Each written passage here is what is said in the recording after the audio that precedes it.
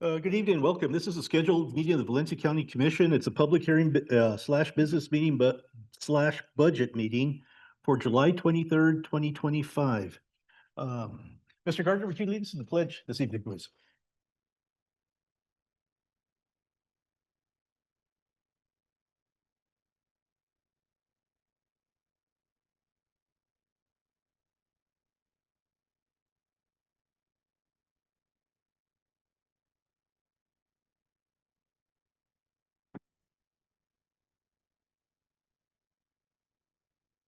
Just before we move on to approve the agenda, Mr. Gardner is one of the new members of the flood control board, and he's here just to watch us in action, I guess, this evening. So welcome.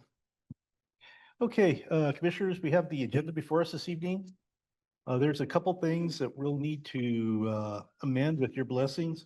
The employee of the month has been tabled, and then in conversation with Manager Aragon, we are going to ask that we can move the two public hearing items to right before executive session. I think the meeting will flow better, and the recommendation by Manager Aragon. We'll have to be here through the executive session anyway to make those decisions. So other than that, I don't know if there's any other changes by staff. No, sir. Oh, with that said, is there a motion to approve the agenda as amended this evening? So moved. Second. I have a motion by Commissioner Berry, second by Commissioner Bazell. Any discussion on the motion of the second? There be none. Commissioner Richardson, your vote? Yes. Commissioner Bazell, your vote? Yes. Commissioner Berry, your vote? Yes. Commissioner Sparkman, your vote? Yes. I vote yes. It is approved as amended. We have one set of minutes. It's from our July 2nd, 2025 business meeting. Any changes to those minutes by fellow commissioners? Staff, any changes? There be none. Is there recommendation to approve those minutes as presented this evening? So moved. I have a motion by Commissioner Richardson, second by Commissioner Berry. Any discussion on the motion of the second?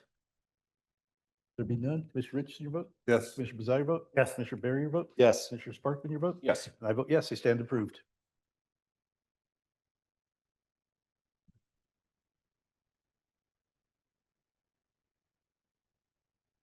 Wait a minute.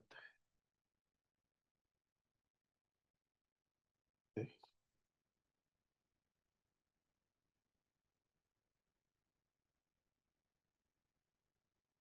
He's not here. He is.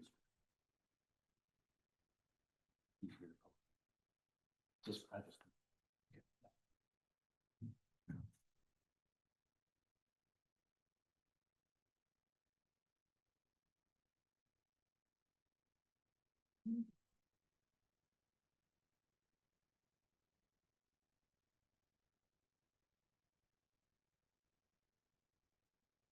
Okay, we'll move on to our public comment part of the meeting. First up, we have Ms. Gail Goodman.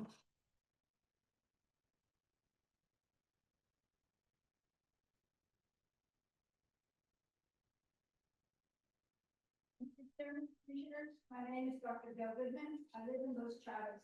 Thank you for the opportunity to speak. You need to turn the mic on there. Start over. We will. Okay, my name is Dr. Gail Goodman. I live in Los Chavez. Thank you for the opportunity to speak. I read someplace, then attended a meeting where Commissioner Bazell shared various projects that you are working on for the county. He mentioned that funding was received and there is a plan for an expo center that would be suitable for dog and horse show events, as well as other county activities. An expo center that could host shows and performance events for dogs, horses, as well as events for all the various animals in the county and state has been a dream of mine for the last 15 years. I'm thrilled that this may become a reality. I know it will be an enormous asset to the county in so many ways. I brought some economic impact information from the American Kennel Club to give you some idea of the benefit of dog shows to communities. If we build the right kind of facility, it will draw people from all over the state and surroundings. I hope that you will include our Valencia Valley Kennel Club members from the planning and design phase forward. You will have lots of volunteers if you need us. I only have one request. Could you please get this project done faster than the hospital and the I-25 bridge interchange? I'm getting really old, and I would love to be able to show one of my Salukis in the first show. Thank you for your consideration. Thank you. Next, we have Barry, is it Lisi? Oh, I pronounced that right. I can't read the writings. No, that's pretty close. It's like fleece without the F. Okay. So my name is Barry Lease. Good evening, gentlemen and ladies. I'm here on behalf of the Valencia Valley Kennel Club. So to echo a little bit of what Gail's comments were, I'm here to advocate and offer my help and input as you move forward with the Expo Center, if we get to that point. I'm also an AKC judge. I have shown and judged dogs for, oh golly, like 35 years. And as such, I've been from coast to coast, north to south, Florida to the Canadian border, and probably been to over 50 to 100 facilities across the United States. So we kind of know what it is that exhibitors and people that are active in the sport of showing dogs are looking for. And I would be happy to help and provide any input that I can. There are approximately, well, there are four major dog clubs within 25 miles of this particular site, as well as other sporting dog clubs. We have a coursing club. We have a lot of activity and interest in this project. So I'm just here to introduce myself, and if you need any input, I'd be happy to do that. And again, I know this is a budget meeting, so I know that money talks and cow pocky walks. So I understand that. I do have an MBA and am more than happy to offer my expertise. Thanks for your time. Thank you. Okay, next we have Cameron Regal, is that correct? How are you? Hi, good afternoon. Thanks for inviting us here. I'm also an AKC judge. I've been in the dog business since I was 7 years old. That's when I started. So I've been around the block twice. Coast to coast, like he says, international dog shows, we know shows all around the world. And there's people all over the United States here that come to our shows. My show that I just held in Albuquerque, I had people from states all around the United States. I had 15 states represented in Albuquerque. So these dogs come from all over. These are top rated dogs that come here to compete. And when I have my show in July, is when I have it July 4th every weekend, we have no competition. So everybody gets come here. Our closest competition that we have a dog show going on is Dallas, Texas. Dallas, Texas has no electricity to keep those dogs cool. So people don't like to go there. That's why we're getting more and more people here. But if a new facility that we can go to rather than the one we're using would be much better if it was dog facilitated, meaning that they have the proper wash bins, they have the proper space that they need, that kind of stuff to use. My budget currently is around $80,000. That's just to put on the show. That doesn't include anything with hotels, anything with restaurants, all the money that would bring in from all those people that come here from all across the country. So we're here to help you. We know a whole lot about what needs to be done, and we can help you with that if you need that. That's what we're here for. Thank you. Next we have, I don't know if it's Danielle Klinger. I'm sorry. Are you here to speak on behalf of on one of the zone changes? Yeah. Okay, we'll get to you when we get with that public hearing. Thank you. Next, Joe Mays.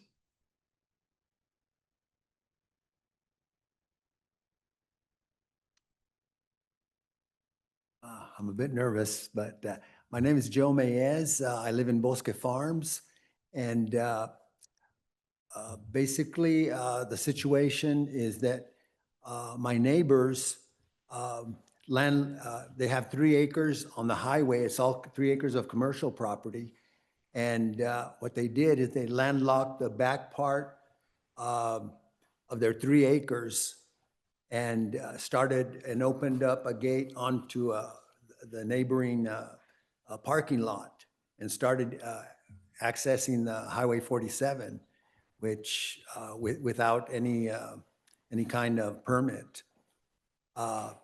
And I talked to BOCC Farms government, to the council, to the mayor, and explained to them that they had not done the procedures for a new business development, a new commercial development on the highway, which what's required is an SDP site development plan that requires about 7 different steps and a replat for a new subdivision. In other words, what they did, they technically subdivided their two lots into 3 lots without doing a replat. And I've been talking to the BOCC Farms government, I've talked to the mayor, I've talked to the council, and this has been going on for over a year, maybe a year and a half. And they refused to do anything about it.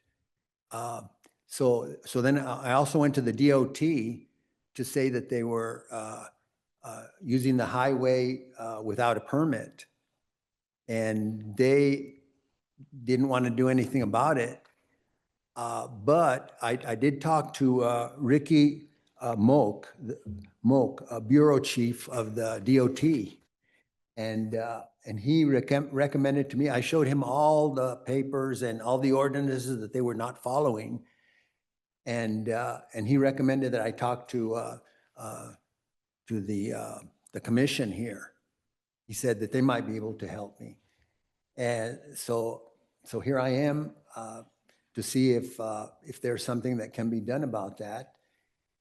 And I did talk to the administrator for BOCC Farms, and he looked in the records. He said he couldn't find any record where they did the SDP, site development plan, or the replat, nothing. And then aside, I looked on the internet to find the role and the responsibilities of the commission. And it said in there that they could be responsible for enforcing the ordinances or to see that the ordinances are being followed. I'm not sure if I read it correctly, but that's what I got out of that. Okay. Your 3 minutes are up, but what I'm going to suggest you do is make an appointment with Manager Aragon. You can Yeah. give him a call and you can sit down and further discuss that, and he can get you in touch with the right department to be able to discuss this with you. Would that be fine? Actually, Mr. Chairman, Mr. Mayes and I spoke earlier this week, and I think BOCC Farms is kind of just going through it a little bit right now. So we're actually going to be reaching out to them, see if we could add any assistance to their zoning processes and stuff, because they're having some internal administration stuff going on. So we're going to see if we can help them out in any way and get some of these things cleared up. Oh, I didn't get that. So in other words, you're going to talk to BOCC Farms about redoing their zoning? No, just if we could assist them while they're going through some of their changes. Okay. And if it's possible, I could like to send you an email of what I found on the internet, the roles and responsibilities of the council. I'm not sure if that was like a countrywide type of responsibilities, or I think it was New Mexico that I looked up. Yeah, give me another call this week and I'll get you my email address. Oh, Mr. Aragon, thank you so much. And thank you, commissioners. Thank you. Okay, item 5, discussion items, commissioners. Anything you wish, any of the commissioners wish to bring to the table this evening? Okay. Just, I know we've got a real long meeting. I'm just going to give a real brief update on the NACO annual conference that myself and Manager Aragon attended. And he'll probably chime in and add a few things to it, but it was the 90th annual conference for NACO. It was held July 11th through the 14th in city and county of Philadelphia, Pennsylvania. Very well attended. There was 4,000 plus attendees at this conference, so that was really good. I don't know, it may be may hit a record of attendees, but I'm not sure. During that time, our past president, James Gore, termed out. So the new NACO president is J.D. Clark from Wise County, Texas.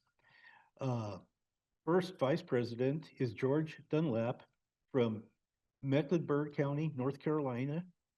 Second vice president is Alicia Bell from Wayne County, Michigan. There were 7 new nominations to the board of directors. They were approved, one of them being Danny Monette from Socorro. He was our previous county manager. During that meeting, all committee reports were approved. 100 plus proposed policy resolutions were approved. And the best part of this report is our manager, Jonathan Aragon, received a second presidential appointment to the NACO Board of Directors. So that is really something. Getting one is pretty darn good, but to get two in a row is just incredible. So we're extremely proud of you, and you worked hard to get that. And we know you'll do a good job for us. And I think there might be a few things you wish to add to that, but again, congratulations.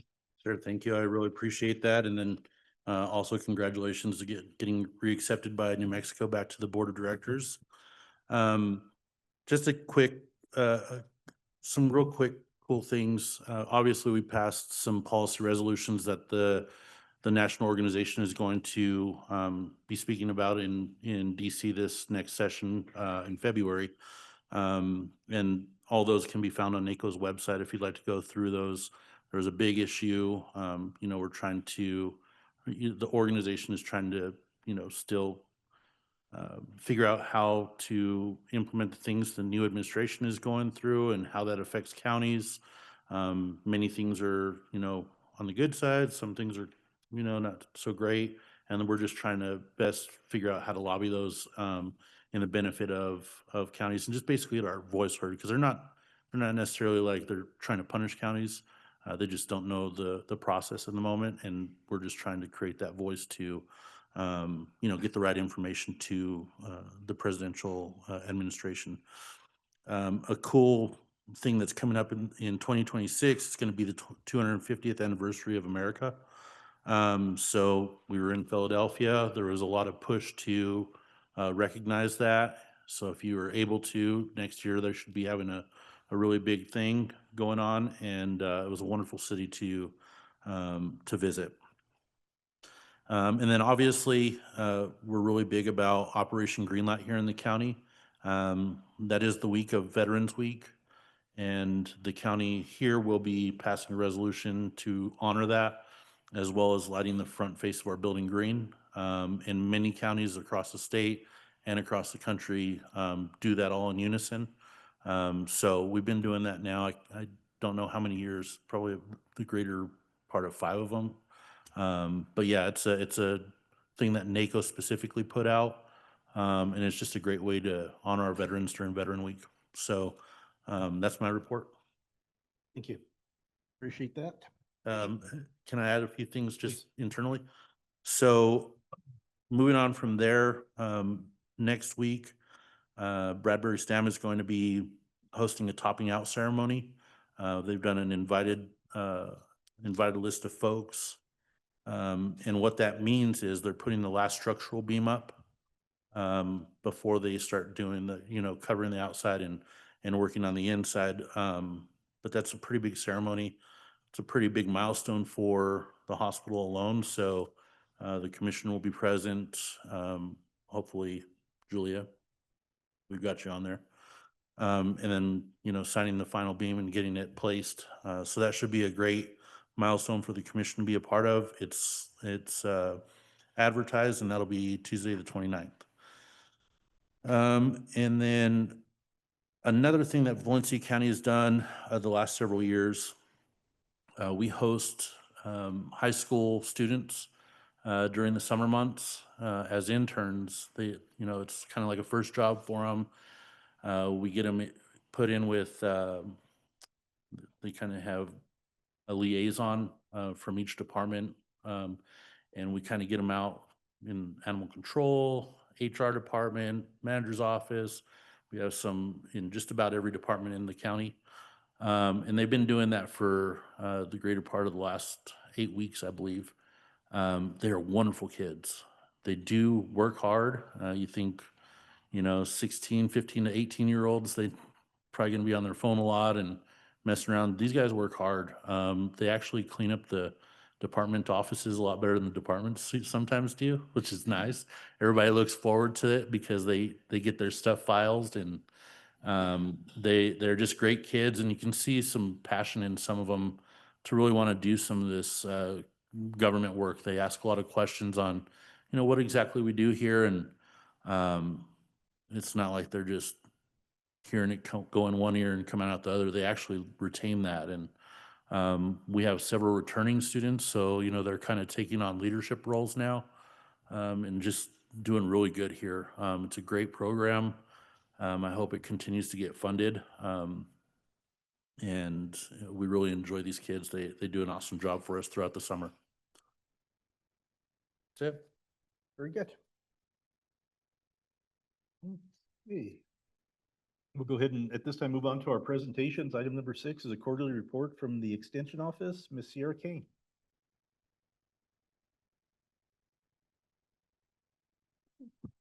How are you guys doing tonight? Good. How are you?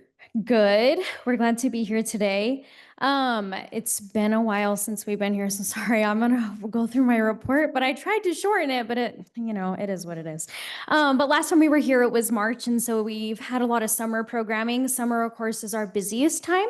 It's when, of course, a lot of producers are, it's their growing season, and then, of course, with our kids, they're out of school, and so we really tap into their schedules, and we really try to provide some excellent programming. So we're kind of still in the middle of it, heading out a little bit, getting prepped for fair. But so since March, we concluded a lot of our agriculture education and career readiness programs in the schools. So that includes our composting program. We did mock interviews. We had an agricultural career day at La Merced. There are dairy program for KGE, egg to chick, where I did about 250 eggs in the schools for Rio Grande and Dennis Chavez. So that was fantastic. I had a kid. He got him to me, and we hatched a bunch of chicks for him, and he took them back to his farm when he raises chickens and sells his eggs at the farmer's market. So we were happy to kind of have that as a full circle. And so that program, the egg to chick, is a 3-week program that is continuous. And so we concluded that. Crystal and I gave 2 presentations to our Los Lunas Rotary Club. I did mine, of course, on agriculture and 4-H youth development, and Crystal did hers on our FCS programming efforts. I hosted a volunteer training for our 4-H adults to teach them about, of course, the finances and 4-H expectations and providing positive youth relationships with our adults. We had a leadership workshop at the 2025 Senior Leadership Retreat in Glorieta, and I served as the head adult camp counselor for our youth getaway camp that's held in Glorieta as well. And for that camp, we have about 30 members. They are between 13 to 18 that come through. And so we get to spend about 5 days with them, teaching them leadership, and they essentially get novice and junior members for 3 days. And they get a group and they lead them through camp. And so that's a really fun experience. I kind of moved through the ropes, and it was my big year serving on that. So we kind of concluded it, and that is always a fantastic program. If you ever have kids in that, you want them to be in that program. We tagged about 48 steers and heifers for the county fair. And our clubs provided 9 baskets for the county fair fundraiser and dinner auction in order to provide funds and help support them in putting on the county fair for this year. Crystal and I attended the BOCC Farms Ag Day in May. So that's 2 days of agriculture education. I did a workshop on chickens, of course, it's kind of my thing in spring. And then Crystal took the kids, and the 4-H kids put on a petting zoo. So they all brought their projects. So we had rabbits, milk goats, chickens. The rabbits saw a lot of stuff. We had a baby dairy goat, and so the kids were able to educate the younger youth, and they could, of course, pet their animals, and so that was a really great experience. I helped host the small animal school in May at the Albuquerque Extension Office. So that school, it's the second one that we've put on, and it's open to the entire state of 4-H and FFA members, where they can come in and learn about their rabbit and poultry projects. Because we're seeing that those projects really uptick right now because of, costs, to be honest with you. And a lot of people are living a little more urban. And so we provide that school so they can learn animal husbandry, how to do big production, of course, how to show those animals. And after that, we tagged 21 dairy heifers, 102 hogs, 183 goats, and 39 sheep. Oh my, is like something in there for the Valencia County Fair. And then we hosted a county contest. We had about 60 kids sign up and compete and qualify for district and state conference. I served as a shotgun superintendent for district shoot, and we had a team and individuals competing in archery, shotgun, and air rifle. Taylor and I served as district livestock reason judge for the Southern New Mexico district contest, and we helped host the Northern New Mexico Livestock School, and we chose Estancia this year. So we went ahead and went over the mountain, and that one we do meat goats, hogs, and lambs.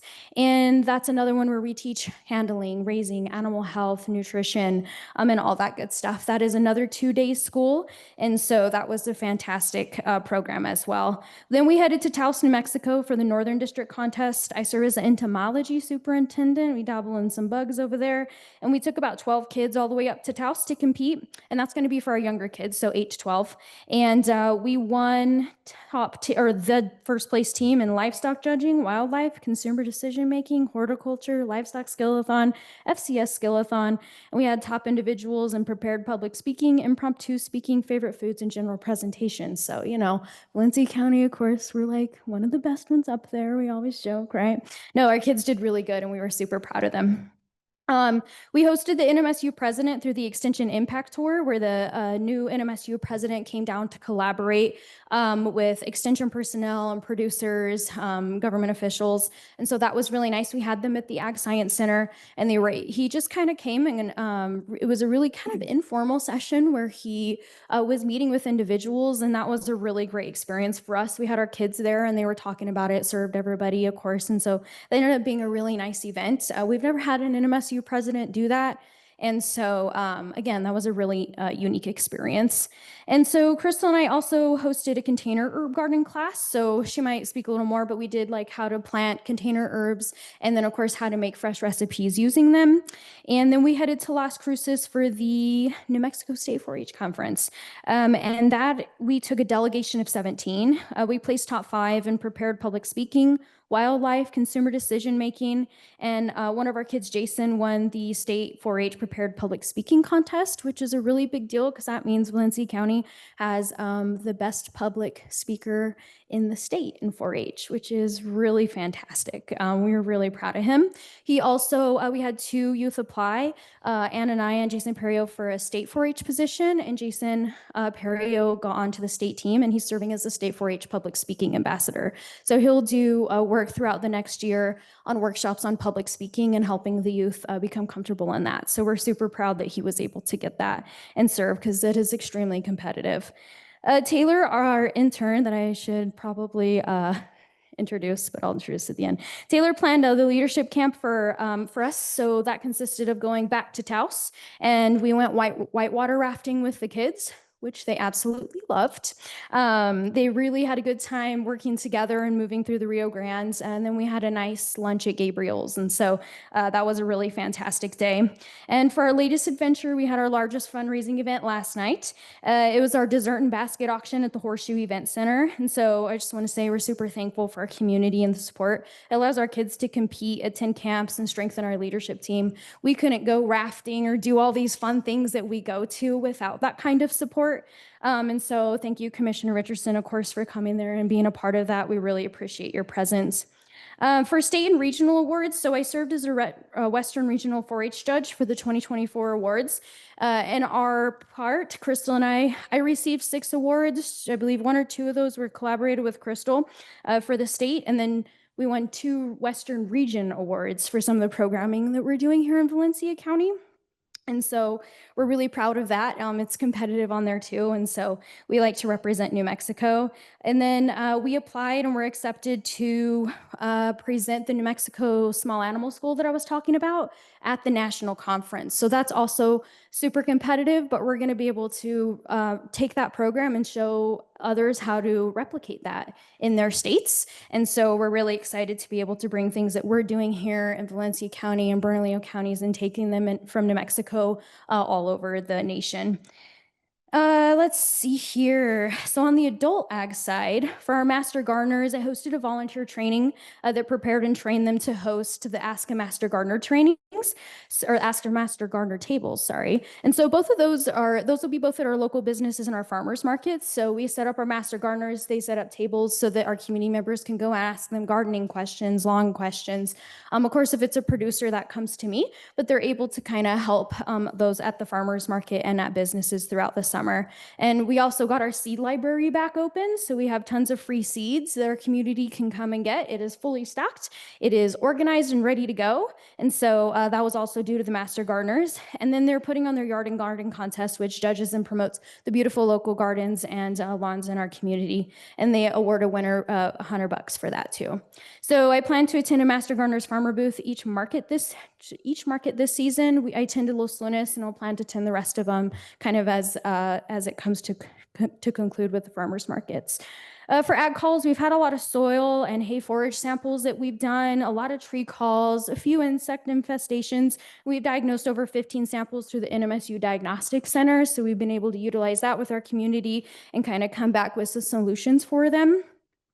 I hosted a backyard poultry workshop, so that was really centered around when avian influenza was a big talk. So we had some avian influenza information, backyard flock health and nutrition, et cetera, for spring when everybody's purchasing those cute chicks at the feed store. So we also collaborated with the New Mexico Healthy Soils Working Group, and that we hosted a drought readiness forage workshop, and that was actually a field day. So we coordinated with them when we were able to cover like drought tolerant varieties for alfalfa and grass, cover fall planting, and some strategies to combat drought and not being able to have water. And so that was something we just finished up, and that went really well. So we were happy to have that. And then currently I'm serving on the Los Lunas Ag Science Center Advisory Board. I attend their advisory meetings and serve on their seminars. We're currently trying to hire an integrated pest management specialist over there. And so I'm serving on those seminars to kind of see what that's going on. And then we're currently kind of in the trends of attending trainings and webinars to be fluent on the New World screwworm outbreak happening in Mexico. So we plan to provide a workshop on screwworm for producers. Although the threat still stays in Mexico, it hasn't moved up close. Of course, we in Extension are preparing in advance just in case that does get here. And so I have collection kits for larvae. If anybody thinks that they do possibly have screwworm, we can send that out to a lab. There's active monitoring at this point is what it is. And so we're just keeping an eye out. Again, we don't want to like raise the alarm because it's not here yet, and we hope it doesn't, but just staying on top of that and making sure that we're ready for that should it continue to move up to us. So that's what I have for you guys today. I have Crystal, and then of course I have Taylor. So Taylor is going to be in the blue. He's our intern for the summer, and he'll have a report to kind of conclude after Crystal. But do you guys have any questions? Questions? Please. So Yes. Valencia County is so good. How come you're wearing a New Mexico State University shirt in Valencia County? I know, I got to represent our university, you know. They only give me my paycheck, you know. No, thanks. Any questions, guys? Please. You might have mentioned it. You had a lot of details in there. Did we not have our small bore rifle team go to nationals this year? Is that correct? Yes, I did not mention it, but yes, we had our state team go to nationals, and they did fantastic. And we had a lot of leaders that were able to take them up there. What'd they get, Crystal? Yeah, 1st and 4th in the nation. Yes, 1st overall individual, which is fantastic. So needless to say, thank you. Needless to say, our kids had a fantastic competition season. And so that is awesome when the kids are interested and successful in their efforts. But absolutely, it's a big deal. That's a heck of a program, the shooting sports. Oh, and absolutely. Shout out to Toma for, Yes. she's amazing. She's, what is that, probably 5 or 6 times she's taken a team to nationals. Yes. Yeah. Love it. So Yep. She's our rifle coach, our air rifle coach, and she's a club leader. She was inducted in the 4-H Hall of Fame 3 years ago. And so she's been in 4-H and active in 4-H like her entire Forever. life. So Yeah. she's fantastic. Yeah. Very good. Anything else? All right. I'm going to let Crystal come up. Yeah.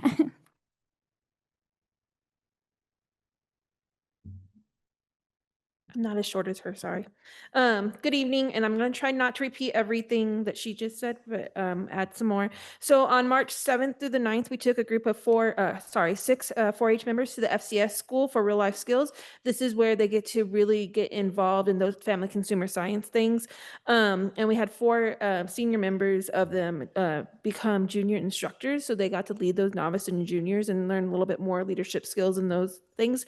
They had several tracks choosing from skills of quilting to STEM and everything in between. We got to watch them shoot off rockets and build little robots, which was kind of cool this year.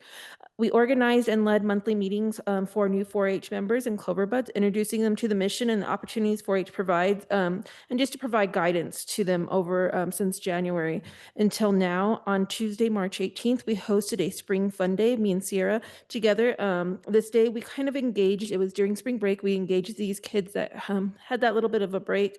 And we had 14 youth, 10 from across the community.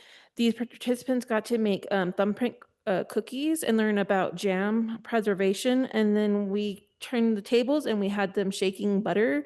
They were very active and making real butter. And that was Sierra bringing her school enrichment programs to life to some of these homeschool kids that aren't in school. And they came to this class. And we also added some jewelry making classes during spring break at Rio Community's Makerspace for these youth. We also hosted a 4-part photography series where participants explored fundamentals of photography, including how their cameras worked, techniques in taking impactful photos, and how to prepare those photos for exhibition during the different fairs, whether it was indoor with 4-H or indoor open categories. This series also featured a real-life photographer where they got to ask questions and answers. How did they get the jobs? What do you need? What skills do you need? How do you price things? We had one kid ask for an internship and she's getting it next year. So it was kind of cool to see how they interacted with them. And then we took them on a field trip to Albuquerque at Biopark, where they applied everything they learned there to real hands-on, and took those photos, printed them, and we made sure they could learn how to mount them. I took 4 seniors up to senior leadership retreat that was hosted in Glorieta this year in March. The delegation really enjoyed their weekend. It was all about leadership, learning how to engage with their teams and everything. We also had 3 adult participants that came with me. So it was kind of nice. We were all one-on-one with the youth at one point in time. And we just traveled through. There was probably about 400 senior aged from across the state engaging in this. This year, the Extension Association of New Mexico, which we call EA&M, held the annual mid-year meeting in March in Valencia County, where we saw 25 participants from across the state in our community. They had dinner here 3 nights in a row. We took them out to the museum. We tried to make sure they saw what Valencia was all about, because next year we will host them in October. We'll have more participants, as is the statewide conference for Extension Association of New Mexico. We also took a large delegation, as you heard, to Youth Getaway at Glorieta, where many participants were there for the first time.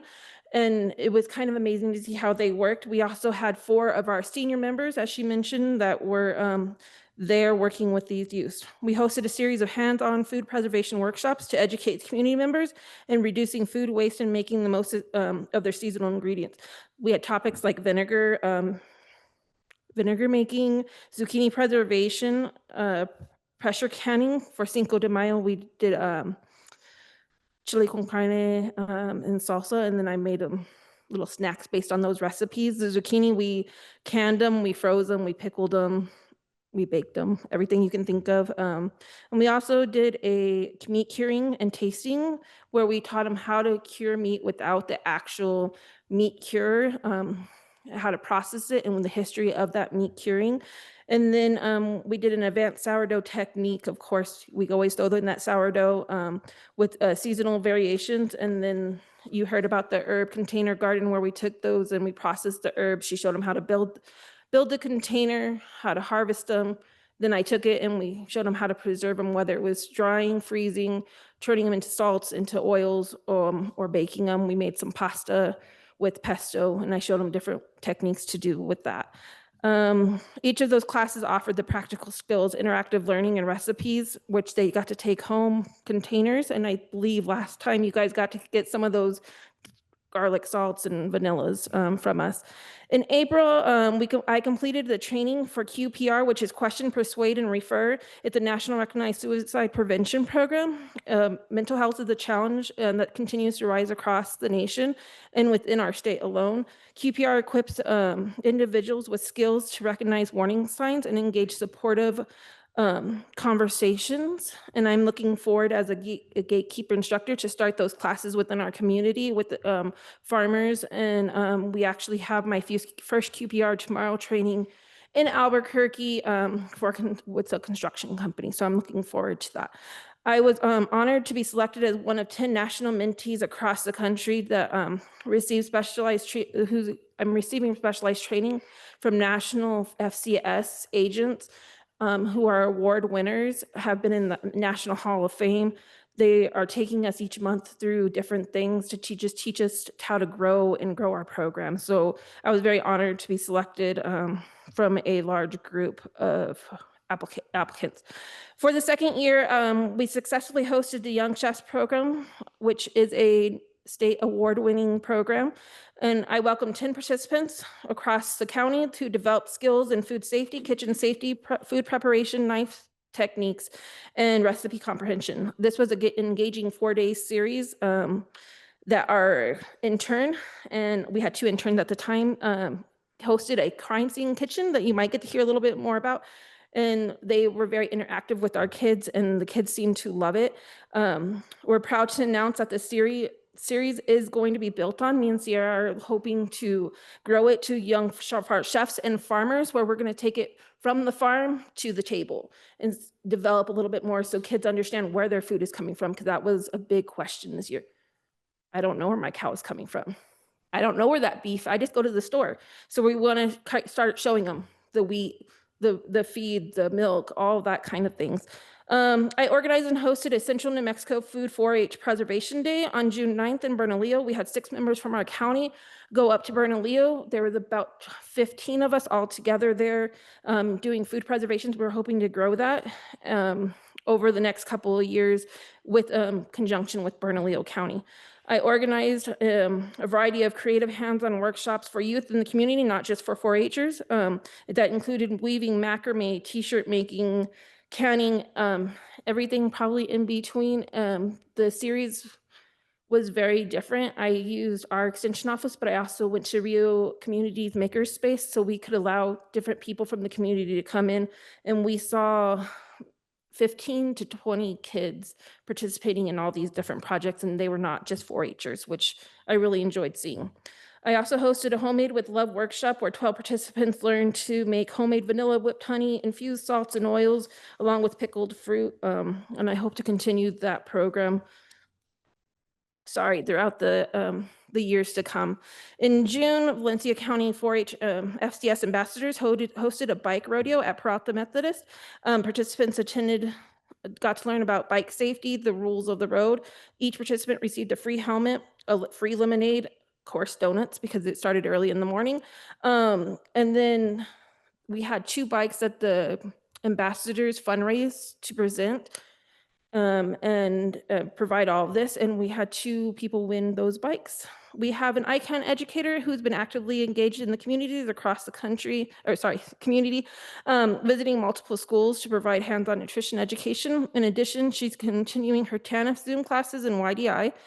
She has also expanded her efforts to continue working with the Valencia County Detention Center. This partnership has begun small. It started with the MAP program, and now she's working with the general public population there. And she just hopes to continue working that effort because when they leave, they have these nutrition skills. They've learned budgeting and cooking skills also, and they receive a whole bag full of things that they can use in their kitchen once they leave the detention center. I think that might be it, maybe. I think that's it. So I'm going to turn this mic over to Taylor unless you guys have any questions for me. Questions, commissioners? Here's your son. Thank you.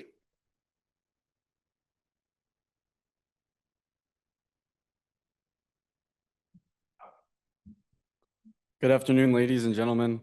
I hope you all are having a wonderful week so far. My name is Taylor Wright, and I'm currently interning at the Valencia County Extension Office this summer. I'm originally from Belen and heading into my senior year at New Mexico State University, pursuing a bachelor's degree in agricultural economics and agricultural business. Now, you might be wondering why extension? If I'm studying ag business, honestly, I asked myself the same thing at first. But when you're applying for internships, you got to be open to new experiences and willing to step out of your comfort zone. That's exactly what this internship has given me: new experiences, valuable lessons, and a deeper appreciation for the role Extension plays in our communities. I started on May 19th, eager and ready to go. On day one, I helped teach a sourdough class with our family and consumer science agent, Crystal Garcia. Not long after, I was out tagging animals with our ag agent and county director, Sierra Kane. From here, at the fairgrounds to Bernalillo and Sandoval counties, we tagged over 400 animals. I grew up showing animals and participating in FFA, but being on the other side gave me a whole new perspective of it. We also helped put on Northern Livestock School in Estancia. Watching kids, some brand new to showing, learn the ropes and grow in confidence was an incredible experience. Helping them, interacting with the judges, and being part of something that supports youth development was really fulfilling. Another highlight was planning a leadership day with our county council kids and FCS ambassadors. We went rafting in Taos, where we quickly learned that if we didn't work together, we'd just go in circles. It was a powerful lesson in teamwork, and I'm proud to say our raft ended up being the winning team because of our ability to come together and lead with purpose. Coming up on August 5th at 5:30 p.m. at the County Extension Office, I will be hosting a workshop in agricultural finance. Many producers understand the day-to-day work of farming and ranching, but the financial side can be just as critical and often more challenging. This workshop will help bridge that gap by focusing on the business side of agriculture. Unfortunately, my internship does conclude on August 8th. Working closely with both Sierra and Crystal has been amazing, and I couldn't have asked for better mentors. This internship has shown me just how much Extension touches lives, and I'm grateful to have been a part of it. Thank you for your time, and God bless. Do you guys have any questions? Any questions? No? Well, good luck to Thank you, guys. Thank you. We also had another intern. We were lucky enough to have two through a USDA program, which was Emma Fetty. She served May 20th through the first part of July. So we were able to have two youth working with us. She has since moved to the Ag Science Center. We're kind of sharing her, and she's able to fulfill some of the research parts of her. But anyways, thank you guys. If you have any questions or any ideas that you want us to do, or you have any concerns in the community that maybe we can help with, we're always happy to hear that. So thanks, guys. Thank you very much again for your very detailed report and for all you do for the community. So Thank appreciate you, you guys. See you later. Mr. Chair. Yes. Before we move on to your next presentation, I failed to call Chief Prop Up. Oh, He got some pretty great news this week, and I feel it's something we would want to hear sooner than later. Chief? So Chief, if you don't mind.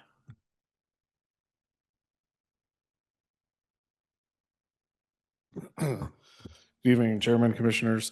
As you know, in April, or maybe you didn't know, in April, we went through our ISO evaluation for the county. When I came in a few years ago, it was one of our goals to increase our ISO rating in the county. We were sitting at a 4 in one district, 5.7 in a couple of other districts, and a 7 to 9 in one district. So after a lot of hard work from our staff, a lot of the right decisions made by the department and this commission, I'm happy to announce that we got our results back and we are now in at a 3. If you look at ISO rating, a 1 through 3 represents what they call good or above average. 4 to 7 is, or 4 to 6 is average, needs improvement, and below 6 is poor, needs improvement. So with that, we're actually now one of the top rated counties in the state. Impact to the community now means decreased homeowners insurance, decreased commercial insurance. And when we're talking about the increase that we have, that could be hundreds to thousands of dollars for residents and businesses in the county. So definitely proud of that achievement. Proud of our staff for putting in a lot of hard work, and proud of the commission for kind of following the vision, even though it seemed crazy sometimes. But this is where we wanted to get to, and now we're here. Well, Chief, quite an accomplishment to you and staff, and it is going to make a big difference for the residents of Valencia County on their insurance premium. So hats off to all of you guys for your hard work, your efforts. We got the easy job. You guys really put the effort in to make things happen.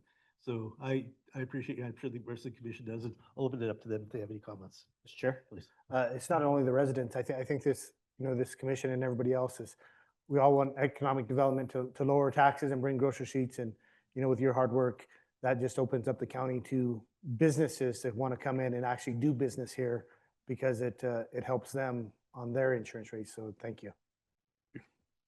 Anybody else? Thank you, Chief. Thank you, Chairman. Thanks, Commissioners. Okay, we'll move on to item number 7. This is also a presentation, Valencia Community Action Network presentation, and we got Celestino Landavaso. Roby, can you pull up that presentation that I emailed you earlier? Yeah, I'll do that right now. So thank you. Hopefully the presentation comes up here. I got a slideshow for you. My name's Celestino. Mr. Chairman, Commissioner, thank you for having me today. And thank you, Commissioner Berry, for sponsoring my presentation. My name is Celestino Landavaso. I'm the Executive Director for Valencia Community Action Network. I'm here today to present what we've been doing for the last 10 years. I'm gonna cram that into about 30 slides and give you all the information that we've been doing the last 10 years. So next slide, please. So Valencia Community Action Network is a 501c3 organization that serves Valencia County, New Mexico, and works to improve the quality of life for Valencia County residents through civic engagement, community events, and capacity building trainings. Our mission is to co-create opportunities for community-based action and empowerment that celebrates and benefits our diverse and gifted people. And so this is one of our first pictures. Like I said, we started 10 years ago. This young man here is 9 years old at this time, and he's speaking in front of over 100 people at the Meadow Lake Volunteer Fire Department about his experiences as a youth in Meadow Lake, living in Meadow Lake and living in Valencia County. He came to me, he's my son, he came to me after a meeting with some community organizers and some community members that were trying to kind of make things better for our youth and for our families in Meadow Lake and El Cerro Mission communities. He came to me after a meeting that he went to with his teacher and said that he was going to speak at this town hall. And of course, I got curious and I attended a couple of the meetings after that and was really interested in what this group was trying to do for the community. He wrote his own speech. He said it, like I said, he got up there in front of over 100 people and gave his speech. And one of the things that he said was when he was asked if he was nervous about it, he said that his message was more important than him being nervous. And so I try and use that for my nervousness now to get out our important message. Next slide, please. So our vision is a Valencia County where residents connect with and act on community-driven quality of life projects. And we have several that we've started over the years. We got our start, next slide, please. At that town hall, at the first town hall in 2016. As you can see here, we asked the community, what can we do for you? What can we do for the community to make your life better, to improve your quality of life? And if you can look on there on the lower left, it says programs for youth and with after-school transportation. And on the right there, it says El Cerro and Meadow Lake extend the hours of those community centers. And I'm not sure if you're aware or not, the Meadow Lake and El Cerro community centers have been there since 1993 is when they were built. 2 years ago, the county created the Parks and Rec Department to open those up to the general public. They have been in the past used to serve senior lunches for the Head Start and other smaller programs, but they were never really open for the general public. And now we have 3 staff that are there 5 days a week that have that opened, and we appreciate that. After our long work and advocacy for those to be opened, that we have one opened. The county is in charge of 3 other community centers, one in Natales and one in Casa Colorada, and then El Cerro Mission, and we're working towards hopefully getting those staffed as well, so we can invite the community in and they can use those spaces that have been there waiting to be used. Next slide, please. So through this, we did all this work through civic engagement, meeting with our elected officials at the state, local, and county level, attending the town meetings on the upper right there. That's the Peralta Town Hall that we attended. And then in the middle there on the top, that's us, VCAN with some other organizations and Valencia Soil and Water Conservation dreaming up the community gardens that are at Meadow Lake and El Cerro. Next slide, please.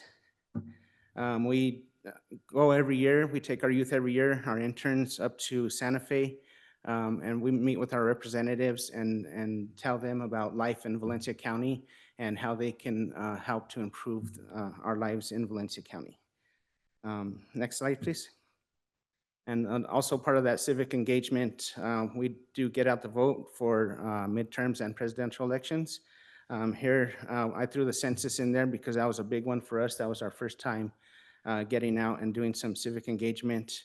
In 2020, we made over 35,000 contacts in Valencia County, encouraging people to fill out their census.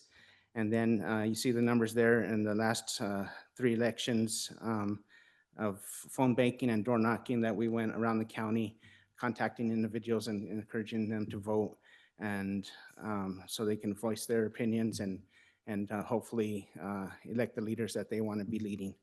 And this picture on the bottom there was one of our youth painted that billboard. It's a full sheet of plywood, 4 foot by 8 foot.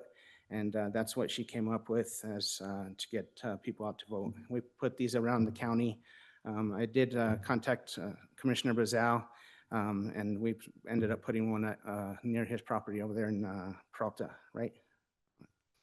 Next slide, please. In 2022, we joined the Vote Yes for Kids campaign, and this was to get money from the from the permanent fund and to support early childhood education. This initiative passed by over 70% of the voters voting for it in favor. As you can see in the upper right here, we did it with the youth. All of our canvassers were running around the county, knocking on doors, talking to people, and educating them about what this bill meant. And they ranged from 15 to 19 years old. And it was really good to have them out in the community. I got a lot of doors shut in my face, but they were welcomed. Everybody was happy to see them. Everybody was happy to see them engaged in civics and in the voting process. So I was really thankful that we were able to get those people to the polls. And then on the one other note there on the bottom, there's the young girl in front of that voting sign. That's also a 4 by 8 sheet of plywood. She painted that, and she ended up in the getting a position or a job with the summer intern program, and then was later hired, I think, in the treasurer's office for a while here with Valencia County. So I really believe in that program and how it helps our youth. Next slide, please. And then these are just more pictures of us door knocking, getting out in the county and really getting that message out that this is going to help our families, our early childhood families for early childhood education. Next slide, please. And then moving on, we go to the community engagement. We've been engaging the community since we started. Our first event was Happiness Hacks, and that was just to bring the community together and find out what makes you happy. What is the thing that makes you happy? Is it crafts? Is it music? Is it art? What is it that makes you happy, and how do you hack into that happiness? From then, we did some holiday celebrations, teen art and music nights, community cleanups, community gardens, STEM with Explora, Textile Thursdays, which is an ongoing, we've been doing that for 4 years now, and just bringing people into the community centers and playing with yarn. We do weaving, crocheting, knitting, all kinds of neat stuff, and we learn, people come in and teach us new things, and we teach them back. And then Arts and Crafts Wednesday, we started this year in El Cerro Mission, again, trying to get that community center opened up for the public. And then the last one on there is the Family Fun Days, Saturdays. Next slide, please. And these are some of the flyers over the years. These were all made by our youth. So they were, we helped them kind of teach a little bit about social media and how it works and how you attract attention and that. And then we turned them loose and they made up some pretty neat flyers there. Next slide. And then these are pictures of just some of the events on the left there. That's Explora. And then some of the other events that we've been through over the years. And next slide. 2022, we partnered with Explora, and they sent a bus and picked up this group of kids to take them over to Explora so they can experience it for themselves. And then, as you can see in the lower left there, how excited they were to have that experience. It was really great. I think at least over half of these kids had never been to Explora. And that's one of the experience that we want to give them is get them out of Valencia, get them to explore. We have a beautiful state. There's a lot to see, and we want them to be able to enjoy that also. Next slide, please. And this is also tied in with in addition to the field trip, we had events with Explora at each of the community centers, each of the 4 community centers across the county. There in the top middle is Casa Colorada Community Center. It was the old school at way back when. I'm not sure what year the county acquired it, but they've had it for several years there. And then on the bottom there is Jarales Community Center. And both of these are beautiful community centers. They're sitting there and they're really not being used, and we would really like to open those up and make them available to the public. And you can see the amazing things that the kids are doing here, even our older adults, and really getting engaged multi-generational programs. Next slide, please. And these pictures show our textiles. On the top left there, then we had a huge loom there. It would make a project at least 3 foot wide, and however long you want to make it. We had some easier projects for the youth, and then you see one of our interns here on the right learning a different type of loom that makes belts and that kind of thing. Next slide, please. And then our arts and crafts. On the upper left, the elderly lady in the middle, she was, during the pandemic, we partnered with Teen Years to get technology and teach technology to the seniors. She was one of those students, and she received an iPad, and she learned how to use YouTube, and she got on YouTube, and she started making all kinds of crafts. She came back and started teaching us all the stuff that she was learning on the internet. And she was 80 years old when she started learning that. And she's now 83, and she's teaching us. We just celebrated her birthday last week, and she's still coming back to the community center and teaching us all kinds of neat crafts and stuff that she's learning on YouTube. Next slide, please. And these are some of the workshops that we've done with our youth. The top pictures, we were making bumblebee habitats, bumblebee houses, so we can set out and help our flowers get pollinated. And then just for fun, on the lower left, we were asking for a skate park up in Meadow Lake, so we decided to build a half pipe and run through the parade with it. That was a lot of fun. And then on the lower right there, that's our interns doing some, it's not called bonding. Yeah, so I forgot, sorry. I lost my words here, but they get together and they go out and they do some team building. That's what it is. And here they were going out and rock climbing down in Socorro and Box Canyon and getting some instruction there to do the climbing. Next slide, please. And then here's the picture of our seniors. During the pandemic, they weren't able to really get out and do things, so we brought the fun to them. We made them some gifts with socks, and they made it look like an ice cream cone, and made them other gifts that we can share with them, and handed them out when they're picking up their senior meals. And then on the lower left there, that's the class that received tablets from Teen Years and and we're able to do great things with it, obviously. Next slide, please. And throughout the years, our seniors, I mean, our youth have been really involved.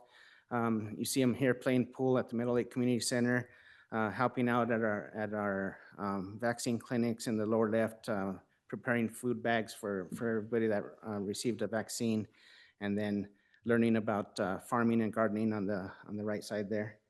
Next slide, please. And then that brings us to our food distributions, Feeding Valencia. To date, we've distributed over 10,000 boxes, and over 40,000 individuals have been served at our food distributions.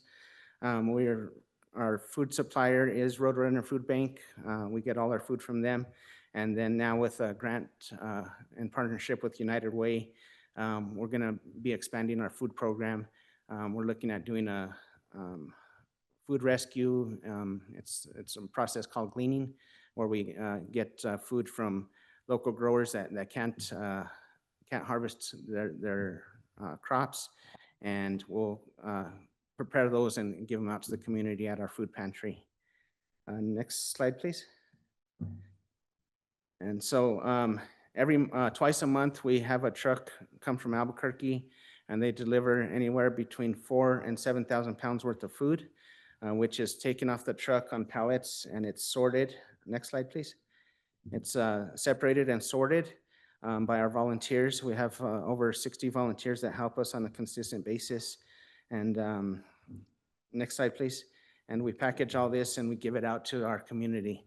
Rain or shine, we have a young lady and one of our interns, Valeria, who's here with me today, dancing in the rain out there. We enjoy it. We have fun. It's a great time. And then on the upper right there, there's in the middle is grandma, and then the little girl is the granddaughter. So it's multi-generational, and they come and volunteer with us. When we have extra food, we did purchase a vehicle, and when we have extra food that's left over, sometimes they bring us like too much of one thing. We're able to transport that to other food banks in the area, food pantries in the area, and share that food with them. Next slide, please. And then also for the pandemic, we started, there was a lot of individuals that wanted the COVID vaccines. So we partnered with Presbyterian and Department of Health, Community Wellness Council to provide those vaccines for them. And then we also provided flu vaccines and school vaccines for school kids. On the right side there, that's the National Guard that was administering the vaccines during the height of the pandemic. And on our youth volunteers that were helping organize individuals and getting them straightened out with their paperwork, and also translating for them, and also reading for individuals that were having literacy problems. Next slide, please.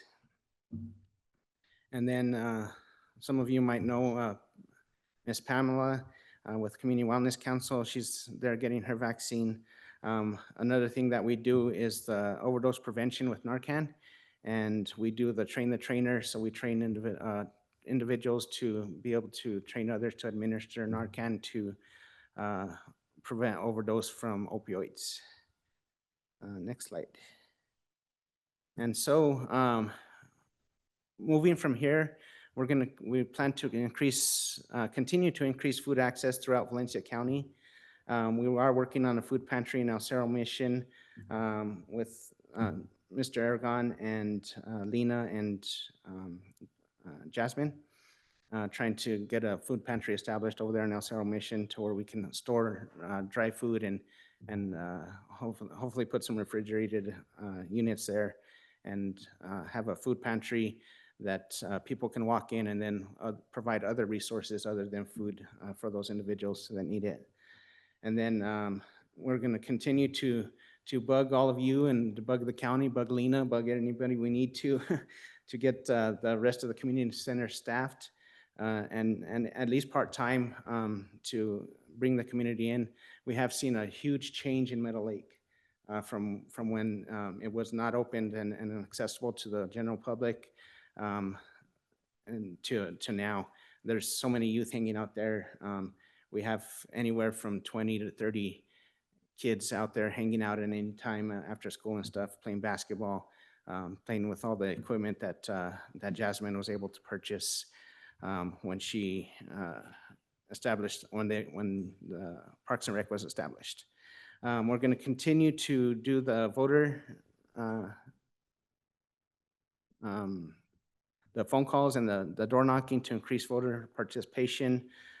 We did work with the county clerk's office and some of that, and we're able to hold some classes and kind of educate the public on the voter process. And we're going to continue to expand that program. And then a new one for us is protecting our environment and our natural resources. We're going to start programs that bring awareness to our scarcity of our natural resources and ways that we can conserve and protect those. And then the last one there is housing solutions. There's a lot of individuals that are increasingly having issues with finding housing or sustaining housing, and bringing those solutions here. We do have a lot of unhoused here in Valencia County as well. And the ones that really concern me are those that are in the McKinney-Vento program that are really struggling and need a place to live. So that's what we're going to be continuing to work on the next 10 years. Hopefully it doesn't take so long, but we're ready for that long haul. And next slide. Oh, that's it. Any questions? Commissioners, any questions? Appears there's none. Thank you for your presentation. It's very detailed. And again, you guys do a great job for the community. And we support you and we appreciate all you do. Thank you.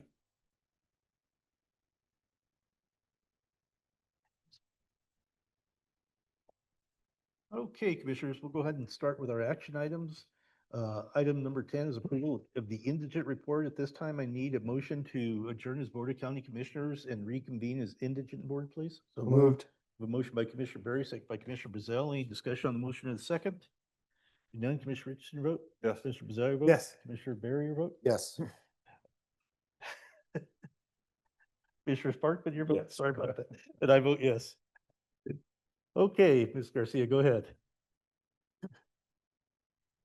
Good evening, Mr. Chairman, Commissioners. The following is a summary of activity for the month of July. 227 claims were submitted for individuals of the public in the amount of $139,829.69, of which $28,134.24 is being submitted for consideration. 22 claims were submitted for individuals of the detention center in the amount of $27,851.17, of which $5,374.48 is being submitted for consideration. 52 claims, 52 appeals in the amount of $13,732.86. 249 total claims which were submitted in the amount of $47,241.58. The July Roadrunner Health Services Detention medical contract payment is $58,333.33. The total amount for consideration from the indigent fund is $105,574.91. The indigent fund balance as of July 15, it's $1,306,125.04. And with that, I recommend approval for this item. Any questions of Ms. Garcia? There's none. Recommendation, please. Mr. Chair, I'd like to make a motion to approve. Second. I have a motion for approval from Commissioner Bazell, second by Commissioner Berry. Any discussion on the motion of the second? There be none. Commissioner Richardson, your vote? Yes. Commissioner Bazell, your vote? Yes. Commissioner Berry, your vote? Yes. Commissioner Sparkman, your vote? Yes. I vote yes, is approved. Thank you. Thank you. Commissioners, I need a motion to reconvene as Board of County Commissioners, please. So moved. Second. I have a motion by Commissioner Berry, second by Commissioner Richardson. Any discussion on the motion of the second? Be none. Commissioner Richardson, your vote? Yes. Commissioner Bazell, your vote? Yes. Commissioner Berry, your vote? Yes. Commissioner Sparkman, your vote? Yes. And I vote yes also.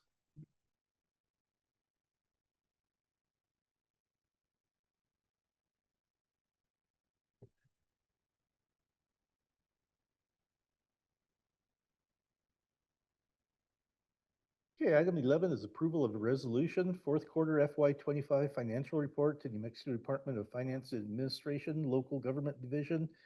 Ms. Michelle Houston Green. Good evening, Mr. Chair, Commissioners. This evening, I'm here requesting approval of the FY fiscal year 25 fourth quarter budget report submission to DFA. The report breaks down the fiscal year 25 beginning fund balance, adds all revenues received, recognizes any transfers between the funds, and notes the final amount of expenses for the fiscal year.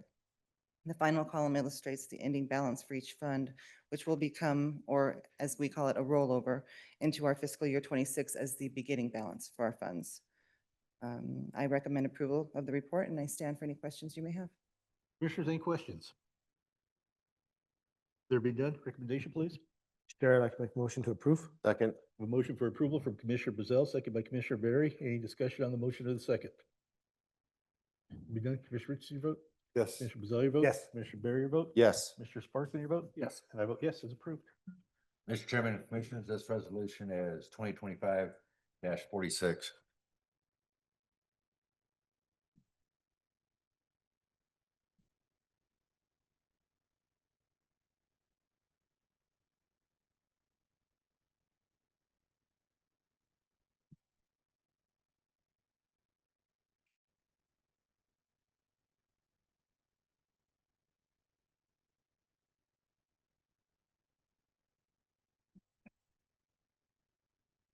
Item 12, approval of resolution fiscal year 2025-2026 final budget.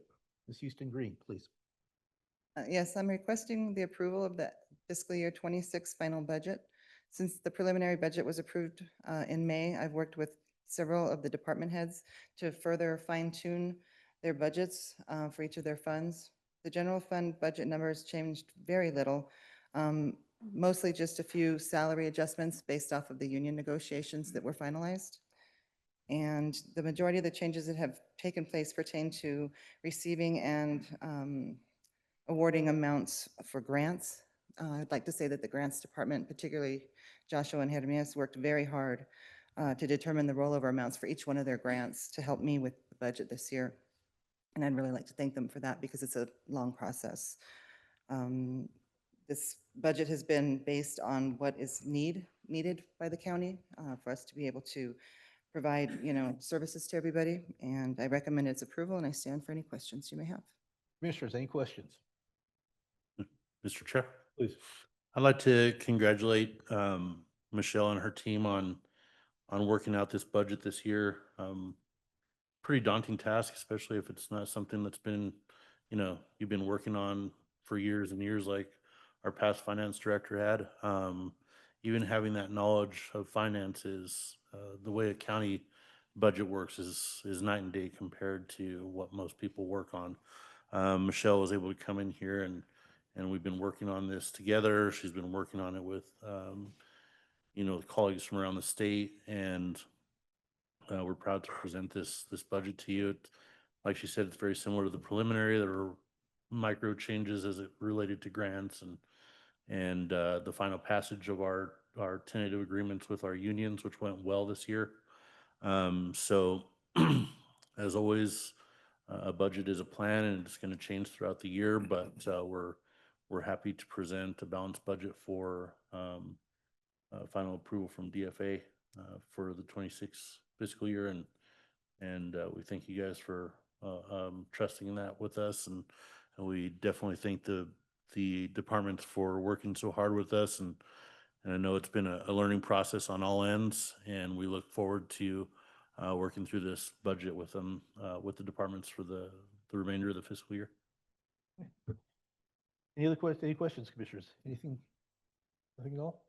Recommendation, please. Mr. Chair, I'd like to make a motion to approve. Second. We have a motion for approval from Commissioner Berry, second by Commissioner Richardson. Any discussion on the motion or the second? Be done. Commissioner Richardson, your vote? Yes. Commissioner Bazell, your vote? Yes. Commissioner Berry, your vote? Yes. Commissioner Sparkman, your vote? Yes. I vote yes, it is approved. Thank you. Thank you. Thank you very much. Manager Aragon, this was your first budget process, so appreciate all you guys' hard work. Now we can get going for sure. We got a lot of fun ideas, and this was kind of the the daunting task on the schedule for the year. So looking forward to get into the departments, and we've already been doing it preliminarily, but getting in there and getting ideas from around the county and seeing how we can just improve Valencia County and do that while we're being fiscally responsible. And we've got a great team here, so I really appreciate being able to work with them every day, and we're gonna bring some great ideas to you guys here in the next part of this year. Hopefully it don't cost any money, that's fine. Yes, sir. Michelle, thank you and your staff, your first budget for Valencia County also, so it's really nice to have you as part of the team, and your staff. I know they worked really hard, so again, appreciate all of you. Thank you very much. Mr. Chairman and Commissioners, this resolution is 2025-47.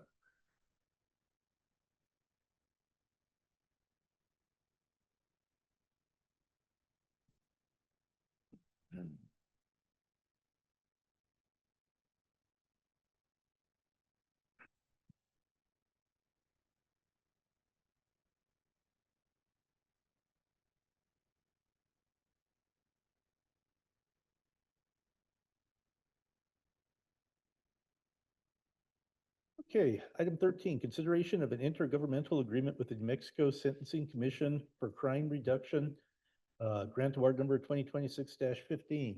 Mr. Silva. Mr. Chairman, members of the commission, good evening.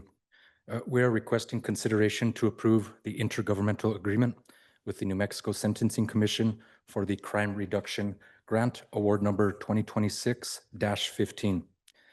This particular sub-agreement is in the amount of $21,000 that will assist the continuation of the Valencia Medication-Assisted Treatment Program within the detention center. This award is to fund the implementation of routine urine analysis of clients consistent with the court orders regarding conditions of release for those clients. In addition, the county will purchase electronic monitoring devices to facilitate continuous 24-hour monitoring of individuals released on the condition of monitoring. The period of performance of this award is from August 15th, 2025 to June 30th, 2026. All work associated with this grant will be incurred and on a reimbursement basis with no match being required. With that said, I respectfully request consideration of this item and stand for any questions. Any questions of Mr. Silva? Mr. Chair. Please. So are we going to have to hire people to observe, to look at these results of the I guess, drug testing, basically? Mr. Chairman, Commissioner Bizel, in speaking with Warden Gutierrez, they have sufficient staff to monitor the urine analysis in addition to the ankle bracelets. So does this go into like the parole for, explain where this money, I mean, where it's actually going? Is it from the parole board for the state? Is it for the county? So it's essentially with the warden, they at times have individuals that are released with conditions. So Randy has a list of those individuals who will be eligible or mandated to be receiving these particular urine analysis and ankle monitoring. So he will, the funding's coming from the state. The county, the detention center will procure the monitor devices and the urine analysis, which will take place at the detention center. And then once they're released, that monitor will be, will be reviewed, inspected by staff with the detention center. I guess I'm confused. Wouldn't that fall under like the court systems, or is it? It's in conjunction with the courts. So when the courts mandate particular conditions of release, Randy will abide by those conditions for any of those inmates that are getting released into population. I guess my other question was liability wise, who does that fall under as far as? Mr. Chairman, Commissioner Bizel, I couldn't answer that question for you, but I can definitely get with the warden and get an answer for you and respond via email, if that would. Thank you.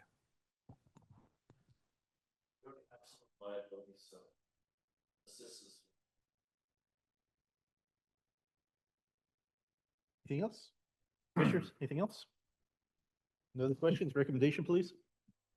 Mr. Chair, I'd like to make a motion to approve. Second. We have a motion for approval from Commissioner Richardson, second by Commissioner Barry. Any discussion on the motion in the second? Be none. Commissioner Richardson, your vote? Yes. Commissioner Bezel, your vote? Yes. Commissioner Barry, your vote? Yes. Mr. Sparkman, your vote? Yes. I vote yes, as approved.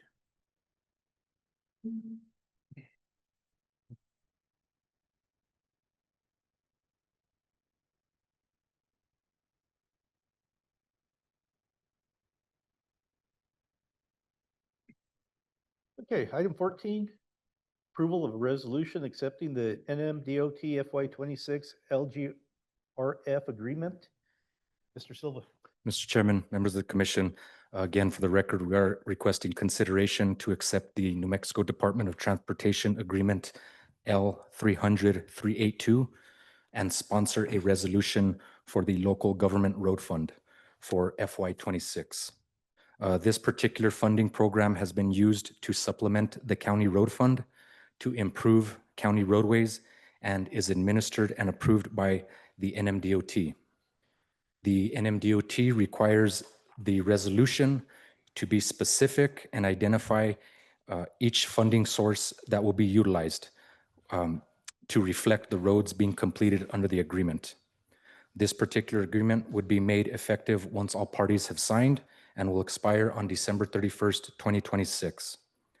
The total amount awarded for this particular agreement is $185,427, which does have a 25% match in the amount of $46,357. That must be met by Valencia County and is anticipated to be met with a combination of cash and in-kind services from Public Works Department. The road that is included with the resolution under Exhibit 1 will be Jose I. Garcia Road, which is located in District 4.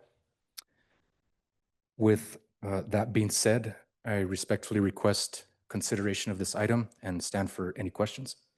Any questions of Mr. Silva?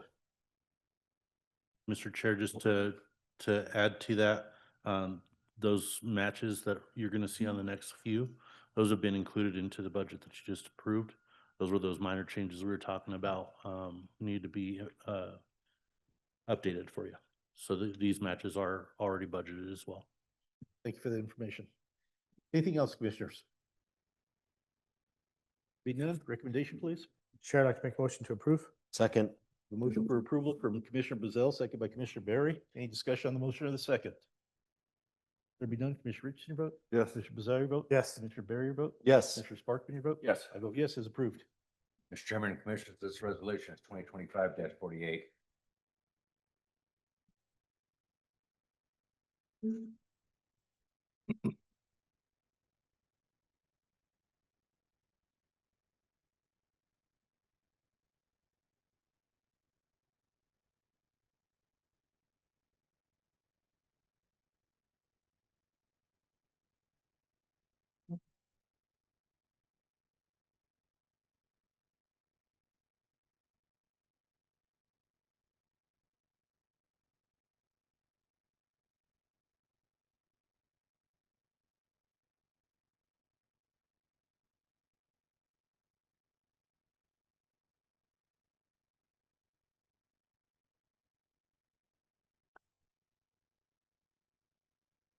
Okay, item 15, approval of a resolution accepting the NMDOT FY 26 LGRF agreement. Mr. Silva? Mr. Chairman, members of the commission, again, for the record, we are requesting consideration to accept the NMDOT agreement number L300-383, in addition to sponsoring a resolution for the LGRF FY 26 projects. This particular agreement has the same requirements as noted in L300-382. The difference is the awarded amount of $173,027, which does have a 25% match in the amount of $43,257 that will be met with a combination of cash and in-kind services. This particular agreement, as with L300-382, will be utilized in full to do the repaving of Jose I. Garcia Road. And as Jonathan had mentioned under the previous item, we do budget cash all up front. And then once work starts, we are then able to work with the contractor to see where Public Works is able to provide in-kind services. So we do try to reduce that cash burden with in-kind by Public Works. And with that said, respectfully request consideration of this item and stand for any questions. Any questions of Mr. Silva? Be done. Recommendation, please. Mr. Chair, motion to approve. Second. We have a motion for approval from Commissioner Berry, second by Commissioner Bazell. Any discussion on the motion of the second? There be none. Commissioner Richardson, your vote? Yes. Commissioner Bazell, your vote? Yes. Commissioner Berry, your vote? Yes. Commissioner Sparkman, your vote? Yes. I vote yes, is approved. Mr. Chairman, Commissioners, this resolution is 2025-49.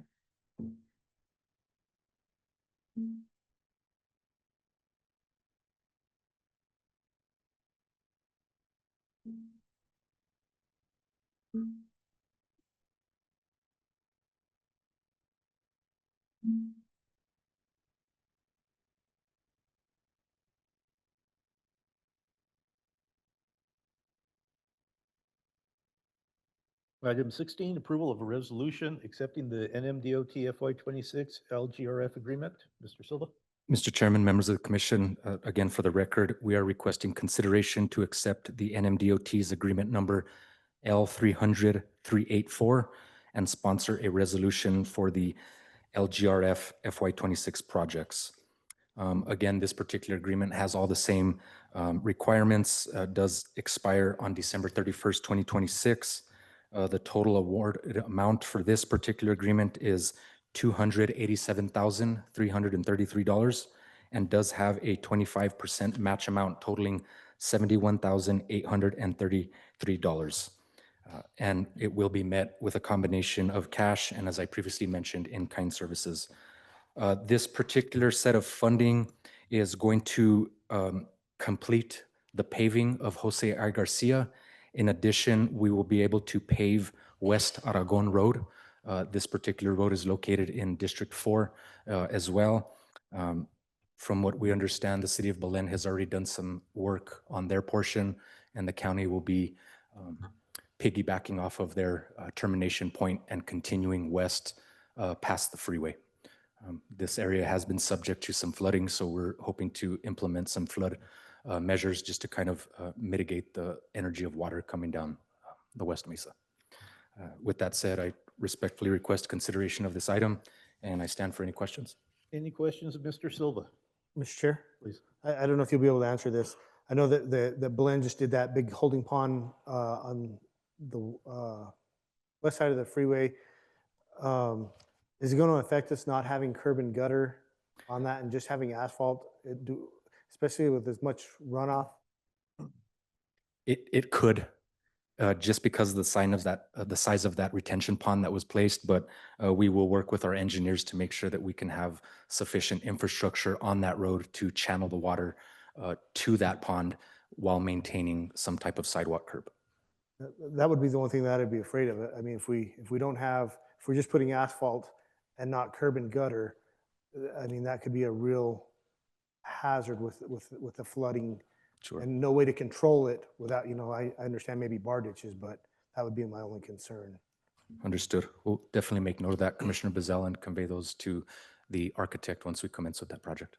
Thank you. Any other questions? There be none. Recommendation, please. Chair, I'd like to make a motion to approve. Second. We have a motion for approval from Commissioner Bazell, second by Commissioner Berry. Any discussion on the motion of the second? None. Commissioner Richardson, your vote? Yes. Commissioner Bazell, your vote? Yes. Commissioner Berry, your vote? Yes. Sparkman, your vote? Yes. I vote yes, is approved. Mr. Chairman, Commissioners, this resolution is 2025-50.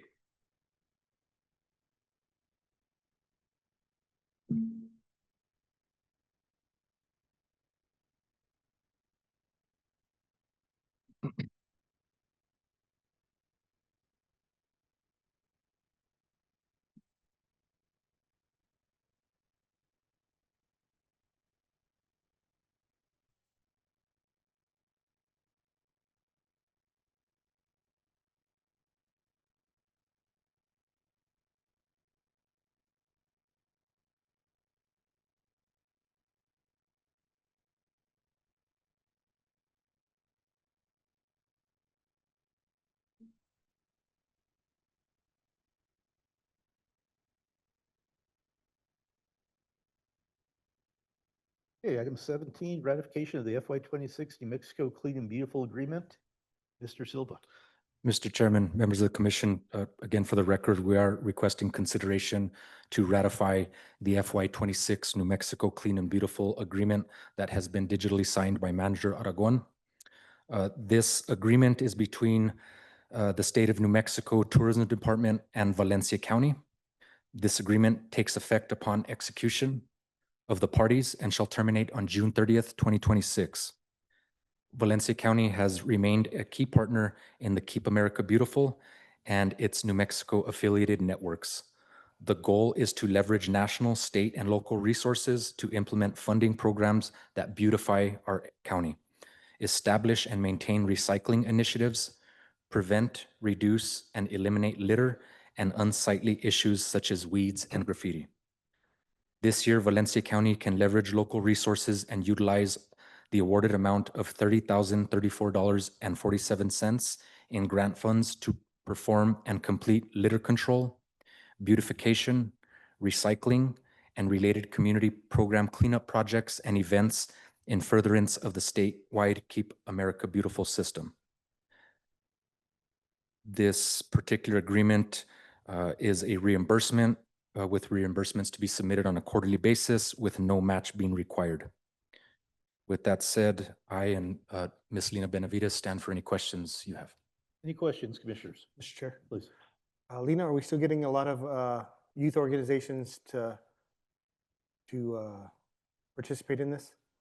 For the Keep America Beautiful program, yes, we use those funds first prior to using the ones that we receive from UWS, but we're not getting as much participation as we'd like. But we do exceed these funds first before we use any from UWS. Jeanette is working, trying to get adult groups as well, but they're just not out there, I guess. But we'll keep finding these groups to get this money spent. I mean, one recommendation we might actually get with the extension office that they give, I know the 4-Hers used to do that a lot. We've reached out to them. They're aware of our program. Thank you. Any other questions? There be none. Recommendation, please. Mr. Chair, motion to approve. Second. We have a motion for approval from Commissioner Berry, second by Commissioner Bezell. Any discussion on the motion of the second? There be none. Commissioner Richardson, your vote? Yes. Commissioner Bezell, your vote? Yes. Commissioner Berry, your vote? Yes. Commissioner Sparkman, your vote? Yes. I vote yes, is approved. Mr. Chair, as you guys are signing that, I'd like to make mention on something. Every year at the organizational meeting, you set the manager's signature authority on certain grants and stuff like that. Definitely a good thing on a new manager to have those limits set low, make sure they're not gonna do something crazy. But now as the budget's done, as we're getting into these grants coming up, many of them, like this one, had a specific time limit that needed to get signed. I think it would probably be best to bring that resolution back up and we can discuss raising that limit, just so that we can sign these on an appropriate time. Of course, we'll let you know what those things are that we're going to be signing in the manager's office. Most of the time, it's something that's been done in previous years, but it helps move along that process, and we can go through it and make sure you guys feel comfortable with that. But I'd like to bring that up possibly on the next agenda or the following one. It'll be fine. We'll review it at that time. Do we have anything to say on that? Okay. Okay, thank you, Manager Aragon, for that information, and we'll get that on upcoming agenda. Okay, item 18, consideration of the FY 25 Title III Federal and State Subaward Contract. Mr. Silva. Mr. Chairman, members of the commission, this item, in addition to the next two items, are in relation to the Older Americans program. I'm going to pass over the microphone to Assistant Grant Coordinator, Mr. Joshua Zuni, being that he handles the financial stability of the program and can address any questions that this board may have. Mr. Zuni, go ahead. Good evening, Mr. Chairman and members of the board. I come before you tonight to request your consideration to accept the FY 26 Title III Federal and State Subaward for Valencia County's Older Americans Program. This award is received on a yearly basis and will cover approximately 57% of the FY 26 operating budget. The subaward will grant $180,711.39 in federal funding and $482,183.07 in state funding, totaling an amount of $662,894.46.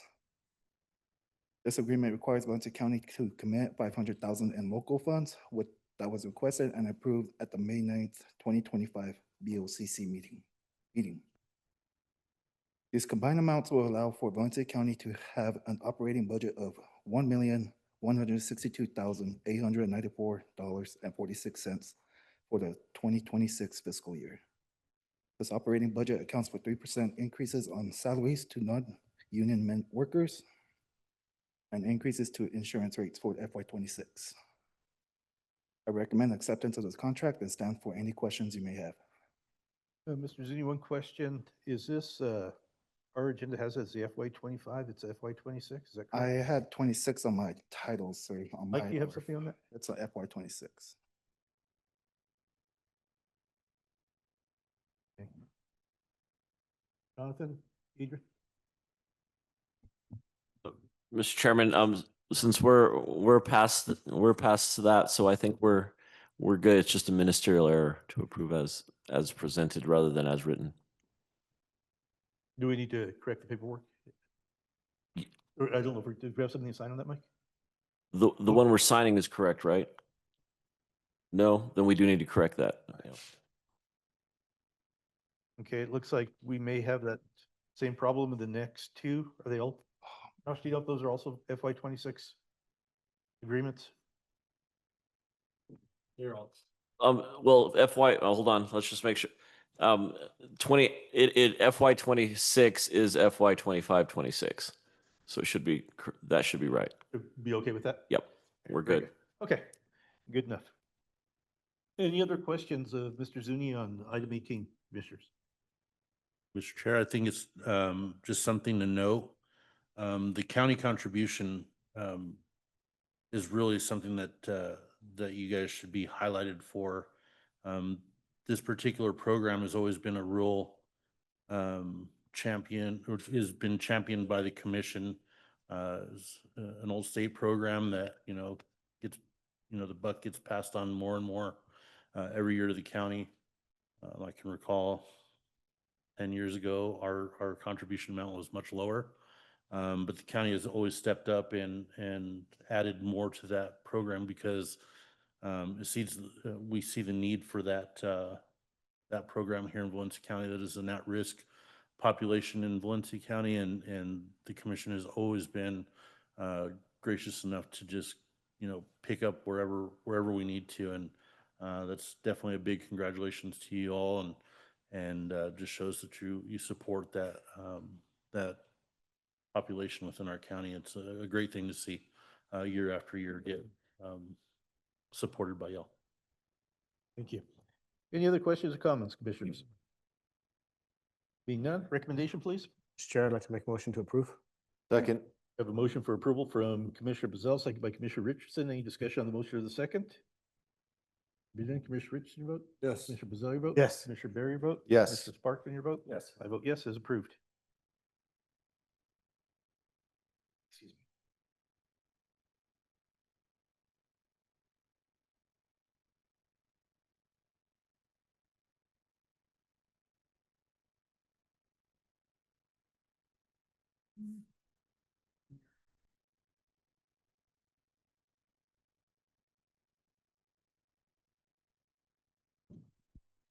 Okay.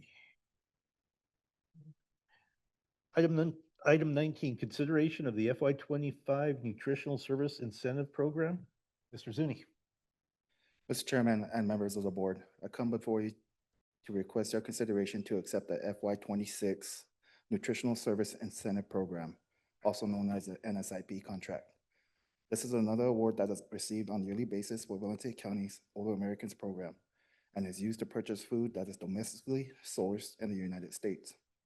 The FY 26 awarded amount of $27,667 is significantly less than the FY 25 NSIP award, which was in the amount of $72,000 in just the prior fiscal year. Valencia County has been advised by the grantor that an amendment is expected to be received in December 2025 to increase this awarded amount. This funding supplements the food expense for the Older Americans Program, and I recommend acceptance of this award. I stand for any questions you may have. Any questions?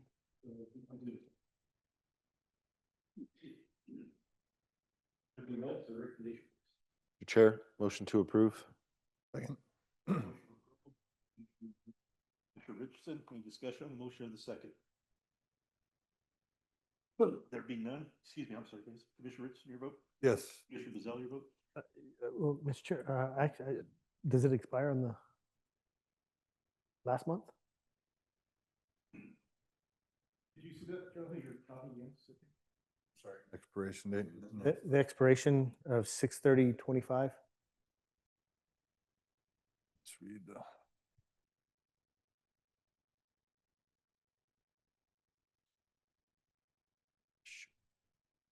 You have anything to write on that one, sir?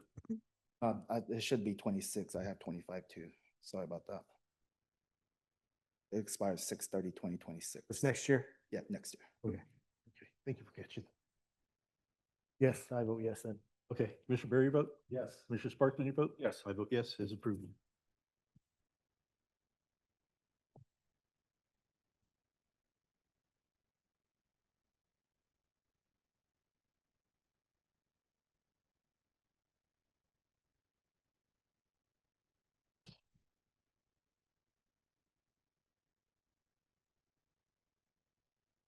When you stare at these black and white letters long enough, those numbers just kind of meld together. We looked it over twice today. Okay, item 20, consideration of the FY 25 Senior Employment Program Host Agency Subaward. Mr. Zuni. Mr. Chairman and members of the board, I respectfully request your consideration to accept the FY 26 Senior Employment Program contract and the amount of $25,564. This award funds 2 part-time positions for eligible senior employees to be employed at the Valencia County's Older Americans Program. The projected FY 26 for these 2 employees totals $26,869.44 and will leave a shortfall of $1,306 in revenue.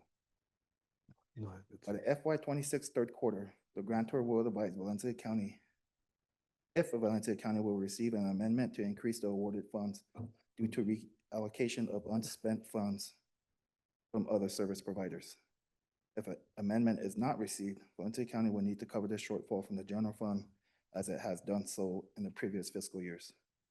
I recommend acceptance of this award and stand for any questions you may have. Any questions of Mr. Zuni, commissioners?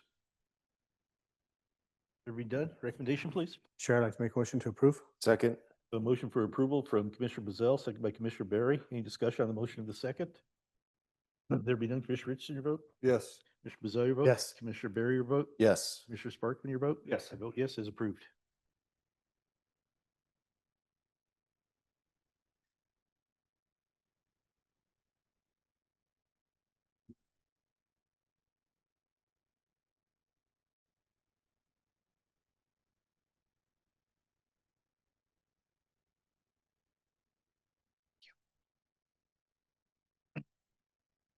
Okay, item 21, consider of a letter of promulgation to implement an emergency debris management plan. Ms. Gillen. Good evening, Chairman and Commissioners. I bring before you the county commission is asked to consider approval for a debris management plan designed to guide and streamline debris removal processes and operations following natural or man-made disasters. The plan outlines procedures for safe, efficient, and cost-effective collection, staging, and disposal of debris. Approval of this plan supports faster recovery, protects public health and safety, ensures compliance with state and federal regulations, and positions Valencia County to qualify for FEMA reimbursement and other emergency funding. The debris management plan provides a structured approach for the safe and efficient removal of debris following disasters such as wildfires, floods, or storms. It outlines key procedures for debris assessment, removal, staging, disposal, and coordination with contractors and agencies. Adopting a debris management plan enhances Valencia County's emergency response capabilities, protects public health, and supports environmental compliance. It also positions Valencia County to receive FEMA reimbursement and reduces recovery time and costs. Approval of this plan ensures better preparedness, faster recovery, and increased community resilience. I will stand for any questions. Any questions, Ms. Gillen? Mr. Chair? Please. Yes, sir. On the natural disaster or the fires that we just had, any cleanup from the trailers and stuff like that, would that plan include stuff like that? And the fire retardant that they sprayed, is that basically what we're talking about? This is more of the debris that's caused by what's left over from the wildfires, i.e. the skeletons of the mobile homes that were impacted by the fires over by Carson Park. That's just an example. If we have bigger fires that require debris to be removed, this helps streamline the guidelines of the proper disposal of debris that is accumulated during these disasters. That includes flood debris, that includes storm debris, that includes any type of debris. Some of the debris that is caused by some of these wildfires will, depending upon the age of the structure, could have,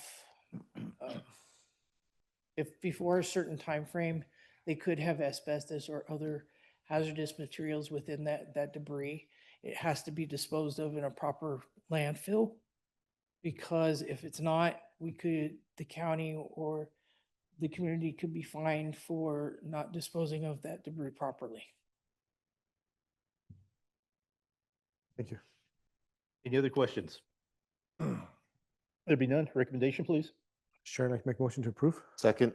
Motion for approval from Commissioner Bezell, second by Commissioner Barry. Any discussion on the motion of the second? Seeing none, Commissioner Richardson, your vote? Yes. Commissioner Bezell, your vote? Yes. Commissioner Barry, your vote? Yes. Commissioner Sparkman, your vote? Yes. I vote yes, is approved. Thank you. Mr. Chairman, if I might, the signature page will have to be updated. It had June, and we'll make sure we have a copy of that for signature tonight. That'll be fine. Thank you, Chairman and Commissioners, for your time. Thank you. Okay, item 22, approval of a resolution naming the hospital revised. And Mr. Pato's going to present that. Mr. Nance, do you have any information on that? I believe that Mr. Chair, so this is, we all had a community vote, and you guys settled on a name for the Valencia County Hospital. Loveless reached out afterwards and wanted the term affiliate added into that.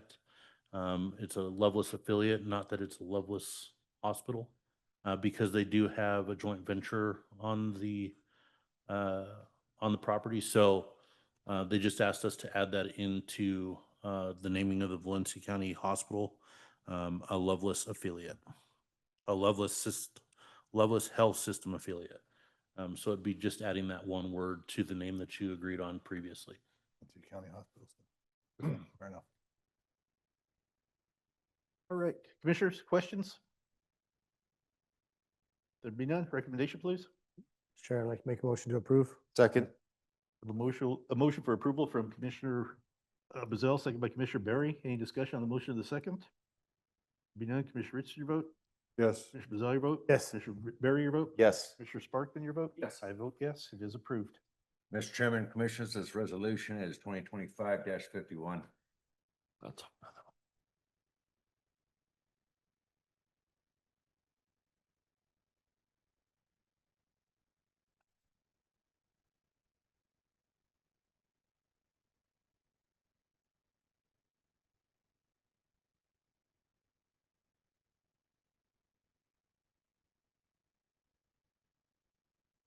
Okay, item number 23, approval of a resolution supporting Catherine County's declaration of disaster due to extreme continual injury and damage caused by the Mexican gray wolves. Mr. Nance. Thank you, Mr. Chairman. So this is a resolution that is requesting, wherein Catron County is requesting support from other counties in its declaration of disaster for the Mexican wolf recovery program. Catron County has borne the brunt of the program. Of course, this is a resolution of support. It does not, it's not a declaration of disaster by the county's own right. Basically, the Mexican wolf recovery program was introduced in 1998 by the U.S. Fish and Wildlife Service, and the original plan was to reach 100 wolves. In 2017, the Fish and Wildlife Service revised its plan with a new goal of 320 wolves, and linked that plan to a successful population in Mexico. What's difficult about that is, of course, the U.S. Fish and Wildlife Service has no jurisdiction in Mexico to ensure that they reach their population. So the goal really, in its own right, is not obtainable since there's no jurisdiction. Basically, Catron County has borne the brunt of the program, with a total of 286 wolves in the county. Since it started, there's been at least 1,106 livestock depredations, and generally peer review articles on the matter say that for every confirmed livestock depredation, that there's generally about 5.1 probables, confirmed with that. Really, in Catron County has found that their livestock production has really been overwhelmed by the program, and what they are requesting with the disaster declaration is to work within the confines of the Endangered Species Act. Specifically, it is the 10J rule to have assistance in implementing programs. They're not asking to get rid of the wolves. They're asking to implement programs under the Endangered Species Act, which are already in place, but there's inadequate funding or personnel to do it, basically to mitigate wolf livestock and wolf human interaction through the use of additional personnel and additional funding. And that's ultimately what they're requesting, is that you all support them in that endeavor. I believe that at this point, there's been 8 counties that have requested the support. That have also given their support in this, to have the state hopefully come in and assist in minimizing wolf livestock interactions through the resources that the state has and as well as the federal government. Thank you. Questions, Mr. Nance? Mr. Chair, Please. didn't the federal government just do something on the Mexican wolves and the endangered? I'm not sure specifically. They definitely do things, are doing things all the time. For instance, just last year they implemented what's known as SOP, Standard Operating Procedure 11, which changes the way that wolf depredations are confirmed. Because of course there's a program to reimburse ranchers for the wolf depredations, and it's made. Basically, they've heightened the standards where it's very difficult to make those determinations. For instance,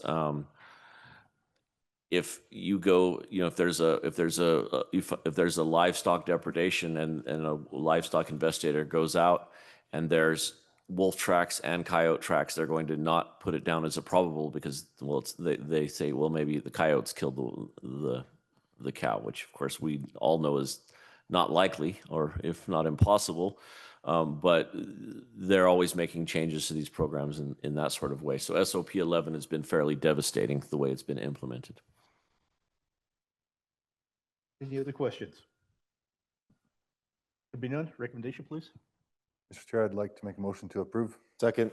Got a motion for approval by Commissioner Richardson, second by Commissioner Berry. Any discussion on the motion of the second? There be none. Commissioner Richardson, your vote? Yes. Commissioner Bazell, your vote? Yes. Commissioner Berry, your vote? Yes. Commissioner Sparkman, your vote? Yes. I vote yes, as approved. Mr. Chairman and Commissioners, this resolution is 2025-52.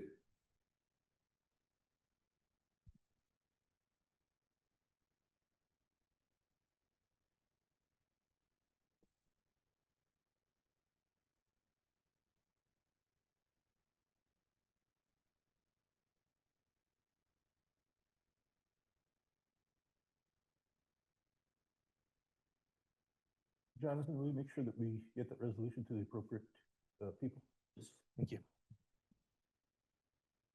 Okay, item number 24, approval of a resolution authorizing the county manager to take all actions necessary for participation in the opioid litigation settlements. And I guess we. Mr. Chairman, I certainly am happy to discuss this. As you know, Valencia County has really been at the forefront of the opioid litigation settlements, which are national litigation, basically trying to deal with the effects of fentanyl and the other opioids that have really devastated all of our communities. Valencia County was at the forefront in establishing the Opioid Remediation Collaborative, which is a group of 7 counties that basically pools this money. Now, this money is very specific in that it can only be used for very specific opioid remediation and programs or treatment and prevention programs, which means it cannot be used for the treatment and prevention of methamphetamine problems or other alcohol problems. It's very specific, and we have to be very careful in how the money is spent. Valencia County is the fiscal agent for the opioid remediation program. So, it falls on Valencia County to watch very carefully how it's spent. I think that certainly, in my opinion, the money should be easier to access in that, I would think that, we prove that we have X number of hours of our law enforcement dealing with these, with issues relating to opioids every single day, or our detention center. So, why shouldn't we be able to spend the money on an additional squad car to assist? But those are things that we can't spend them on. But we do have a very good director of the program who is who's very good at spending the money and accounting for it. But that said, the opioid settlements come in rather rapidly at times, and decisions have to be made on the actual litigation, and those decisions are we have our recommendation of our national and our state representatives, our legal counsel that heads up this litigation. So generally we just follow those, but those are types of decisions that may need to be done very quickly on specific settlements. And so we're requesting that all 7 counties delegate the authority to the manager to make those decisions, which are, of course, in conjunction with our representatives, our legal representatives. So I recommend approval of this. I think it's important to have this process in place in case, well, we know that we need it, but in case we need it in the future, which we will. Very good. Any questions, Mr. Nance, commissioners? Mr. Chair, it's more of a comment. Sure. When they gave that presentation to us last time, it seems like they were spending a lot of money in other counties and not so much here. I know they said there are a lot in Grant County, and I'd just like to make sure that they're spending, I mean, we're probably the largest county with the most people, that they're spending the money here as well and not just in other counties. Absolutely, Commissioner. I think that's extremely important, and I want to make sure that we know that our people know to reach out to Shauna, and with I mean, any kind of ideas or requests that we have to help us spend that money and spend our portion, which we should, if not more. Then we need to have those contacts and that information, and I know that the manager and the detention center and everyone are having those conversations. But if you all have anything specifically, please, let the manager know, and we'll get that run up the flagpole and see if we can get it done. Thank you. Yes. Any other questions? Mr. Chair, just to kind of expand on that, just today, Mr. Silva and I had a conversation about ORC and how we work together with them. In particular, this came up. Some federal funding came in at a lower number than we're used to for the detention center, specifically with our drug programs and stuff like that. So ORC is actually going to be able to look into these programs, make sure they meet all those requirements, and potentially pick up that excess that the feds weren't going to cover that we've had in previous years. So we do monitor. Valencia County is the fiscal agent for this particular group. So we have a pretty good handle on what's going in and out. And for sure, we are the largest county. We have the largest sum of funds. So a lot more is happening in Valencia County than the others. Potentially with like infrastructure and stuff like this. So while the others are getting programming and everything, we're actually getting infrastructure here in the near future through this program. So it's a really good group. It's a lot of work. Kind of similar to the Water Authority. It started from the ground up and kind of figuring stuff as we're going on that board. But we got a really good executive director heading that project. Any other questions or comments, commissioners? Being none, recommendation, please. Chair, I'd like to make a motion to approve. Second. I have a motion for approval from Commissioner Bazell, second by Commissioner Barry. Any discussion on the motion of the second? Being none, Commissioner Richardson, your vote? Yes. Commissioner Bazell, your vote? Yes. Commissioner Barry, your vote? Yes. Commissioner Sparkman, your vote? Yes. I vote yes, is approved.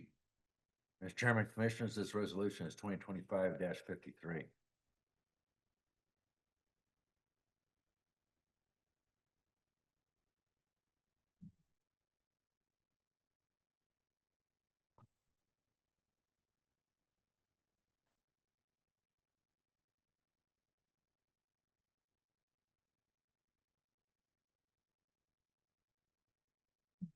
Okay, item 25, approval of a special dispenser permit intake application for Horseshoe Event Center LLC for the Valencia County Fair livestock sale. Mr. Nance. Mr. Chairman, members of the commission, this is a request for a specific special event permit as described. It does need to be under the Liquor Control Act considered by this Board of County Commissioners. I believe that everything is in order, so I think I would recommend approval. Any questions of Mr. Nance? Being none, recommendation, please. Mr. Chair, motion to approve. Second. I have a motion for approval from Commissioner Barry, second by Commissioner Richardson. Any discussion on the motion of the second? Being none, Commissioner Richardson, your vote? Yes. Commissioner Bazell, your vote? Yeah. Commissioner Barry, your vote? Yes. Commissioner Sparkman, your vote? Yes. I vote yes, is approved.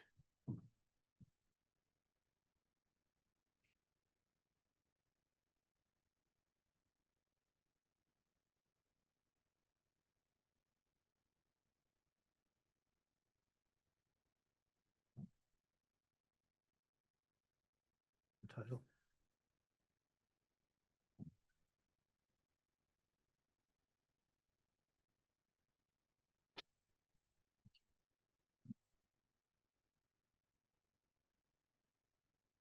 Okay, we'll now move on to our public hearing items.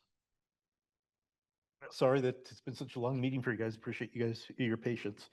So item number 8, public hearing is zone change number 2025-025, District 2, and Mr. Baca. And if this zone change is, I get Donald Klinger is one requesting the zone change. So if there's anybody here tonight that is going to give any testimony, speak up on the zone change at all, I ask that you please stand so you can be sworn in by our clerk. Do you swear or affirm this? You swear or affirm that the testimony you'll give in this case will be the truth, the whole truth, and nothing but the truth under the penalty of law? So help you God. Mr. Baca, go ahead. Good evening, Chairman, Commissioners. Before you this evening is the request for zone change number 2025-025. This is District 2, Planning and Zoning Commissioner Freeman, Board of County Commission Richardson. Donald Klinger requests a zone change from Planned Development District, PD, to Light General Industrial District, I2, to operate a roofing business and for storage of contractors' equipment. The legal description as read on the agenda. And this item was heard by the Planning and Zoning Commission on May the 27th. At that meeting, it was recommended for approval by the board with a vote of 4-0. There was no one present at that meeting from the public, either for or opposed to this request. The applicant is here this evening to present for you guys as well, and I stand for any questions. Any questions of Mr. Baca? Be none? Okay. You want to bring up the map just in case there are questions on that? Yes, sir. Thank you so much. And we have Mr. Klinger with us. If you'll just state your name and address for the record, please. Yeah, my name is Donald Klinger. And yeah, here in the county, I want to thank the commissioners and the chairman for listening to me and everything, hearing my opinions here. But I've been here since 1980, graduated Los Lunas High School in '83. Started this business in 1987, and it's grown, since then. The land that we're at now is a little small, so that's why we need a bigger land. And I've had this land out here for a while, and I'd like to see some stuff, happen out there in that area. And I figure once we get there and get going, maybe that'll help that happen. Just a couple of weeks ago, I went by there and somebody dumped some tires and more trash and stuff like that. I've had to go out there 3 times before and clean up the trash. I think by us going out there and everything, that's going to have somebody out there and help that not happen as much. People dumping their trash out there. We're a business that doesn't have a lot of traffic. We don't have customers come to our office. We actually go to them and, look at the projects, look at the things that we need to do. Every once in a while, we have a customer come in. But we got 5 trucks, 5 of them stay there at the office. That's the traffic that's pretty much going in and out. We don't store any chemicals or anything else like that that's going to hurt the environment or the land or anything that's out there. The storage that we do have is just leftover materials from roofing. So if we get too much metal or shingles and stuff like that, we usually do something that helps out somebody as far as somebody that can't afford a roof or need something for fencing or that type of deal. We don't keep a lot of materials up there. As far as the I-2, we comply to everything that's there. It's real easy for us to do that. We're over 2 acres. As far as the depth goes, that's not gonna be a problem. Being 30 feet away, we're gonna be good there, and maximum coverage is not gonna be definitely over 30, so nothing there. One other thing that we're gonna do is we're gonna access the property from the back, not from the front, because we're right off Manzano Expressway. That way we don't have to mess with traffic there. We'll just come around the backside and come in that way. Any questions that I may answer for you guys? Commissioners, any questions? None? Mr. Richardson, you're studying still? I'm not exactly sure. What is the closest cross street there to that?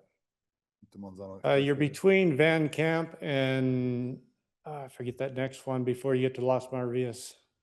It's right in between there on the west side. Like Rio del Oro or something? Yeah. Yep. Okay. There's no, New Mexico Water doesn't have any utilities out there? There's no utilities. That's not really going to be a problem. I can get electricity off the pole and everything else. That's all we need. You're going to do a well and septic tank? Yep. The own septic tank will do propane. Yep. Good deal. That's all I have.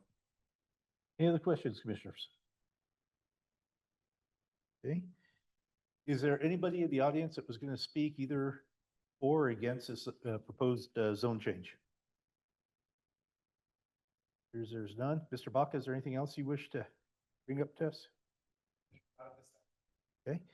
At this time, I'm going to go ahead and close the public hearing on this particular zone change. We will be going into executive session shortly to discuss this, and we will report out our decision. We'll make a decision out in public once we've had that discussion.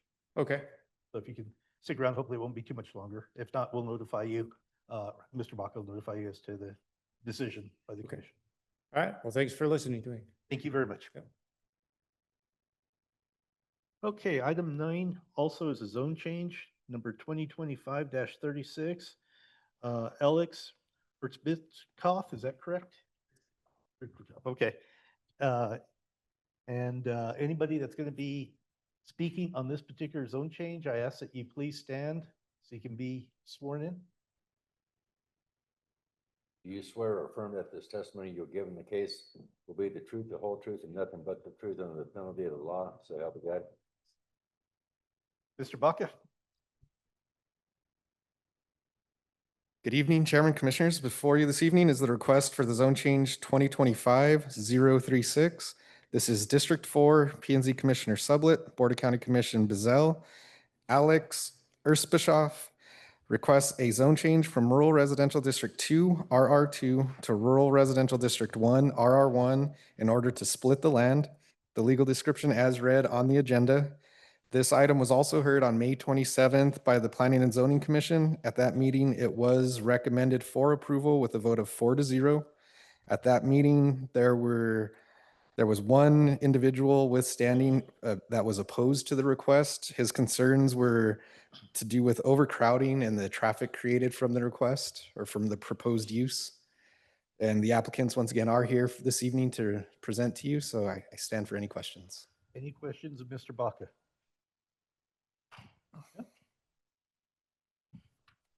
You'll just state your name for the record, please. My name's Alex Erzbischoff.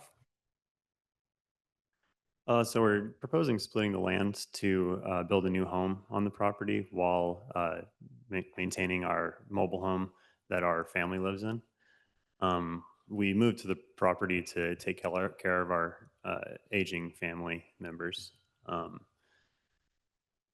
So we believe this land use is appropriate since it's basically our plots will be larger than most of the other plots in the neighborhood that also have homes on them.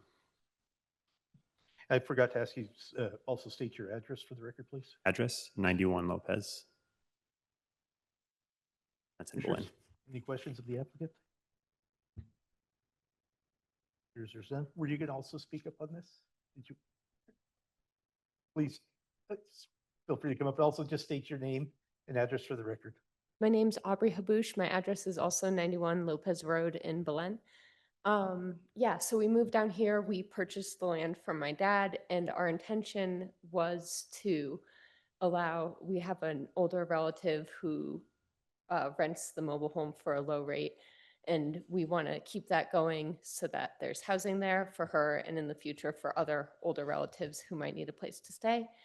And we want to build our own home so that we have our own space. And we found out that to do that, we needed to rezone, which is why we're here. So yeah. Okay, commissioners, any questions of the applicants? There's none, and I don't believe there's anybody in the audience that's going to speak either for or against the zone change. Is that correct? Okay, alrighty. We will be making a decision after our executive session. So if you wish to stick around for that decision, that's fine. If not, we'll notify you through Mr. Baca's office. I know it's kind of late, but so we understand if you feel you need to leave, feel free to. Thank you very much. Thank you. Mr. Baca, is there anything else that you wish to add to this? At this time, I'll go ahead and close the public hearing on this particular item also. Okay, we're at the point now that calls for an executive session. Mr. Nance, would you please announce? Yes, Mr. Chairman, pursuant to section 1015-1H, the following matters may be discussed in closed session. Under 1015-1H3, administrative adjudicatory proceedings, zone change 25-25 and 25-36.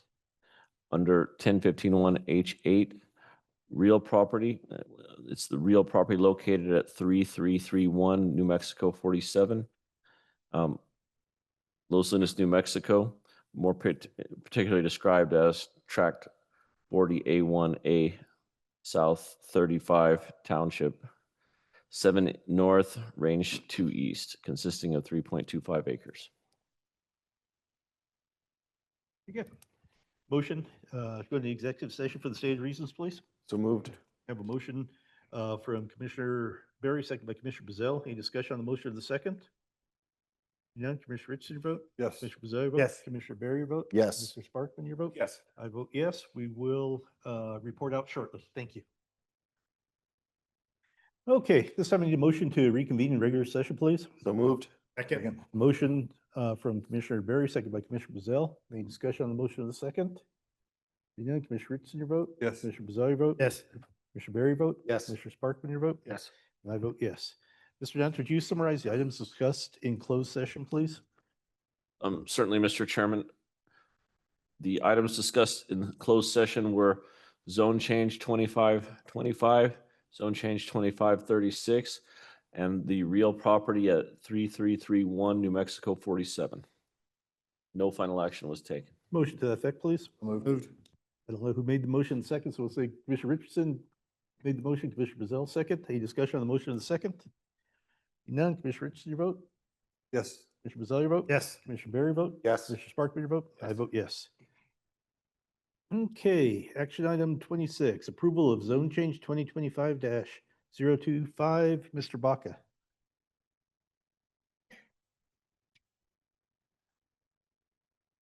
Good evening, Chairman Commissioners. Before you is the request for approval of zone change number 2025-025 as heard earlier during public hearing, and I do stand for any questions. Any questions of Mr. Baca? Here's there's none. Commissioner Richardson, this zone change is in your district. Do you have a recommendation, please?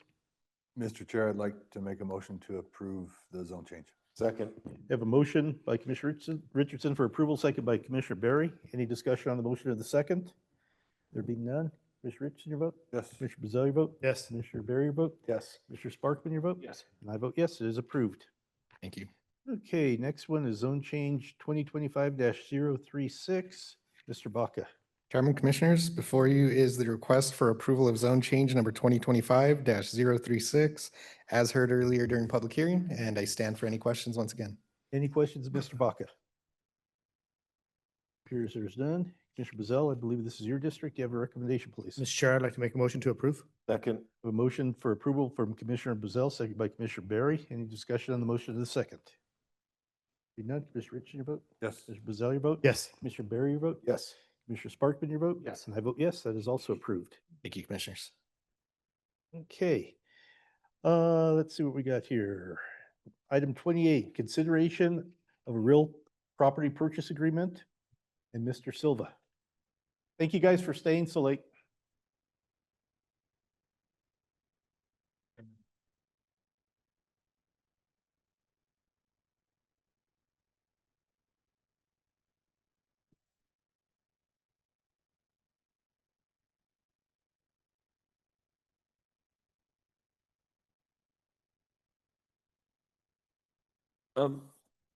No, I think it was as discussed in executive session. The purchase agreement will be public information once it's approved, but it's to purchase for the Valencia Shelter Services Project at the address that's specified. Very good. Any questions of Mr. Silva? There be none. Recommendation, please. Chair, I'd like to make a motion to approve. Second. We have a motion for approval from Commissioner Bazell, second by Commissioner Barry. Any discussion on the motion of the second? There be none. Commissioner Richardson, your vote? Yes. Commissioner Bazell, your vote? Yes. Commissioner Barry, your vote? Yes. Commissioner Sparkman, your vote? Yes. And I vote yes, is approved. Thank you. Okay.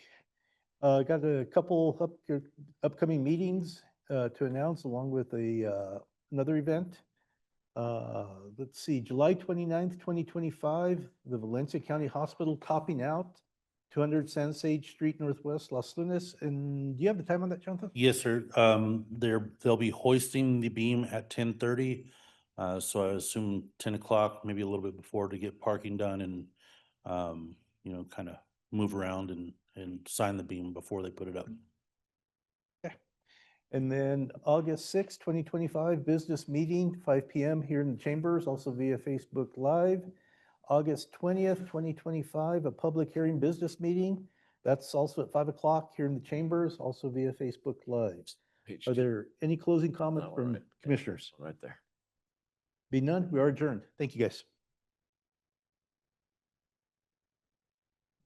Is that?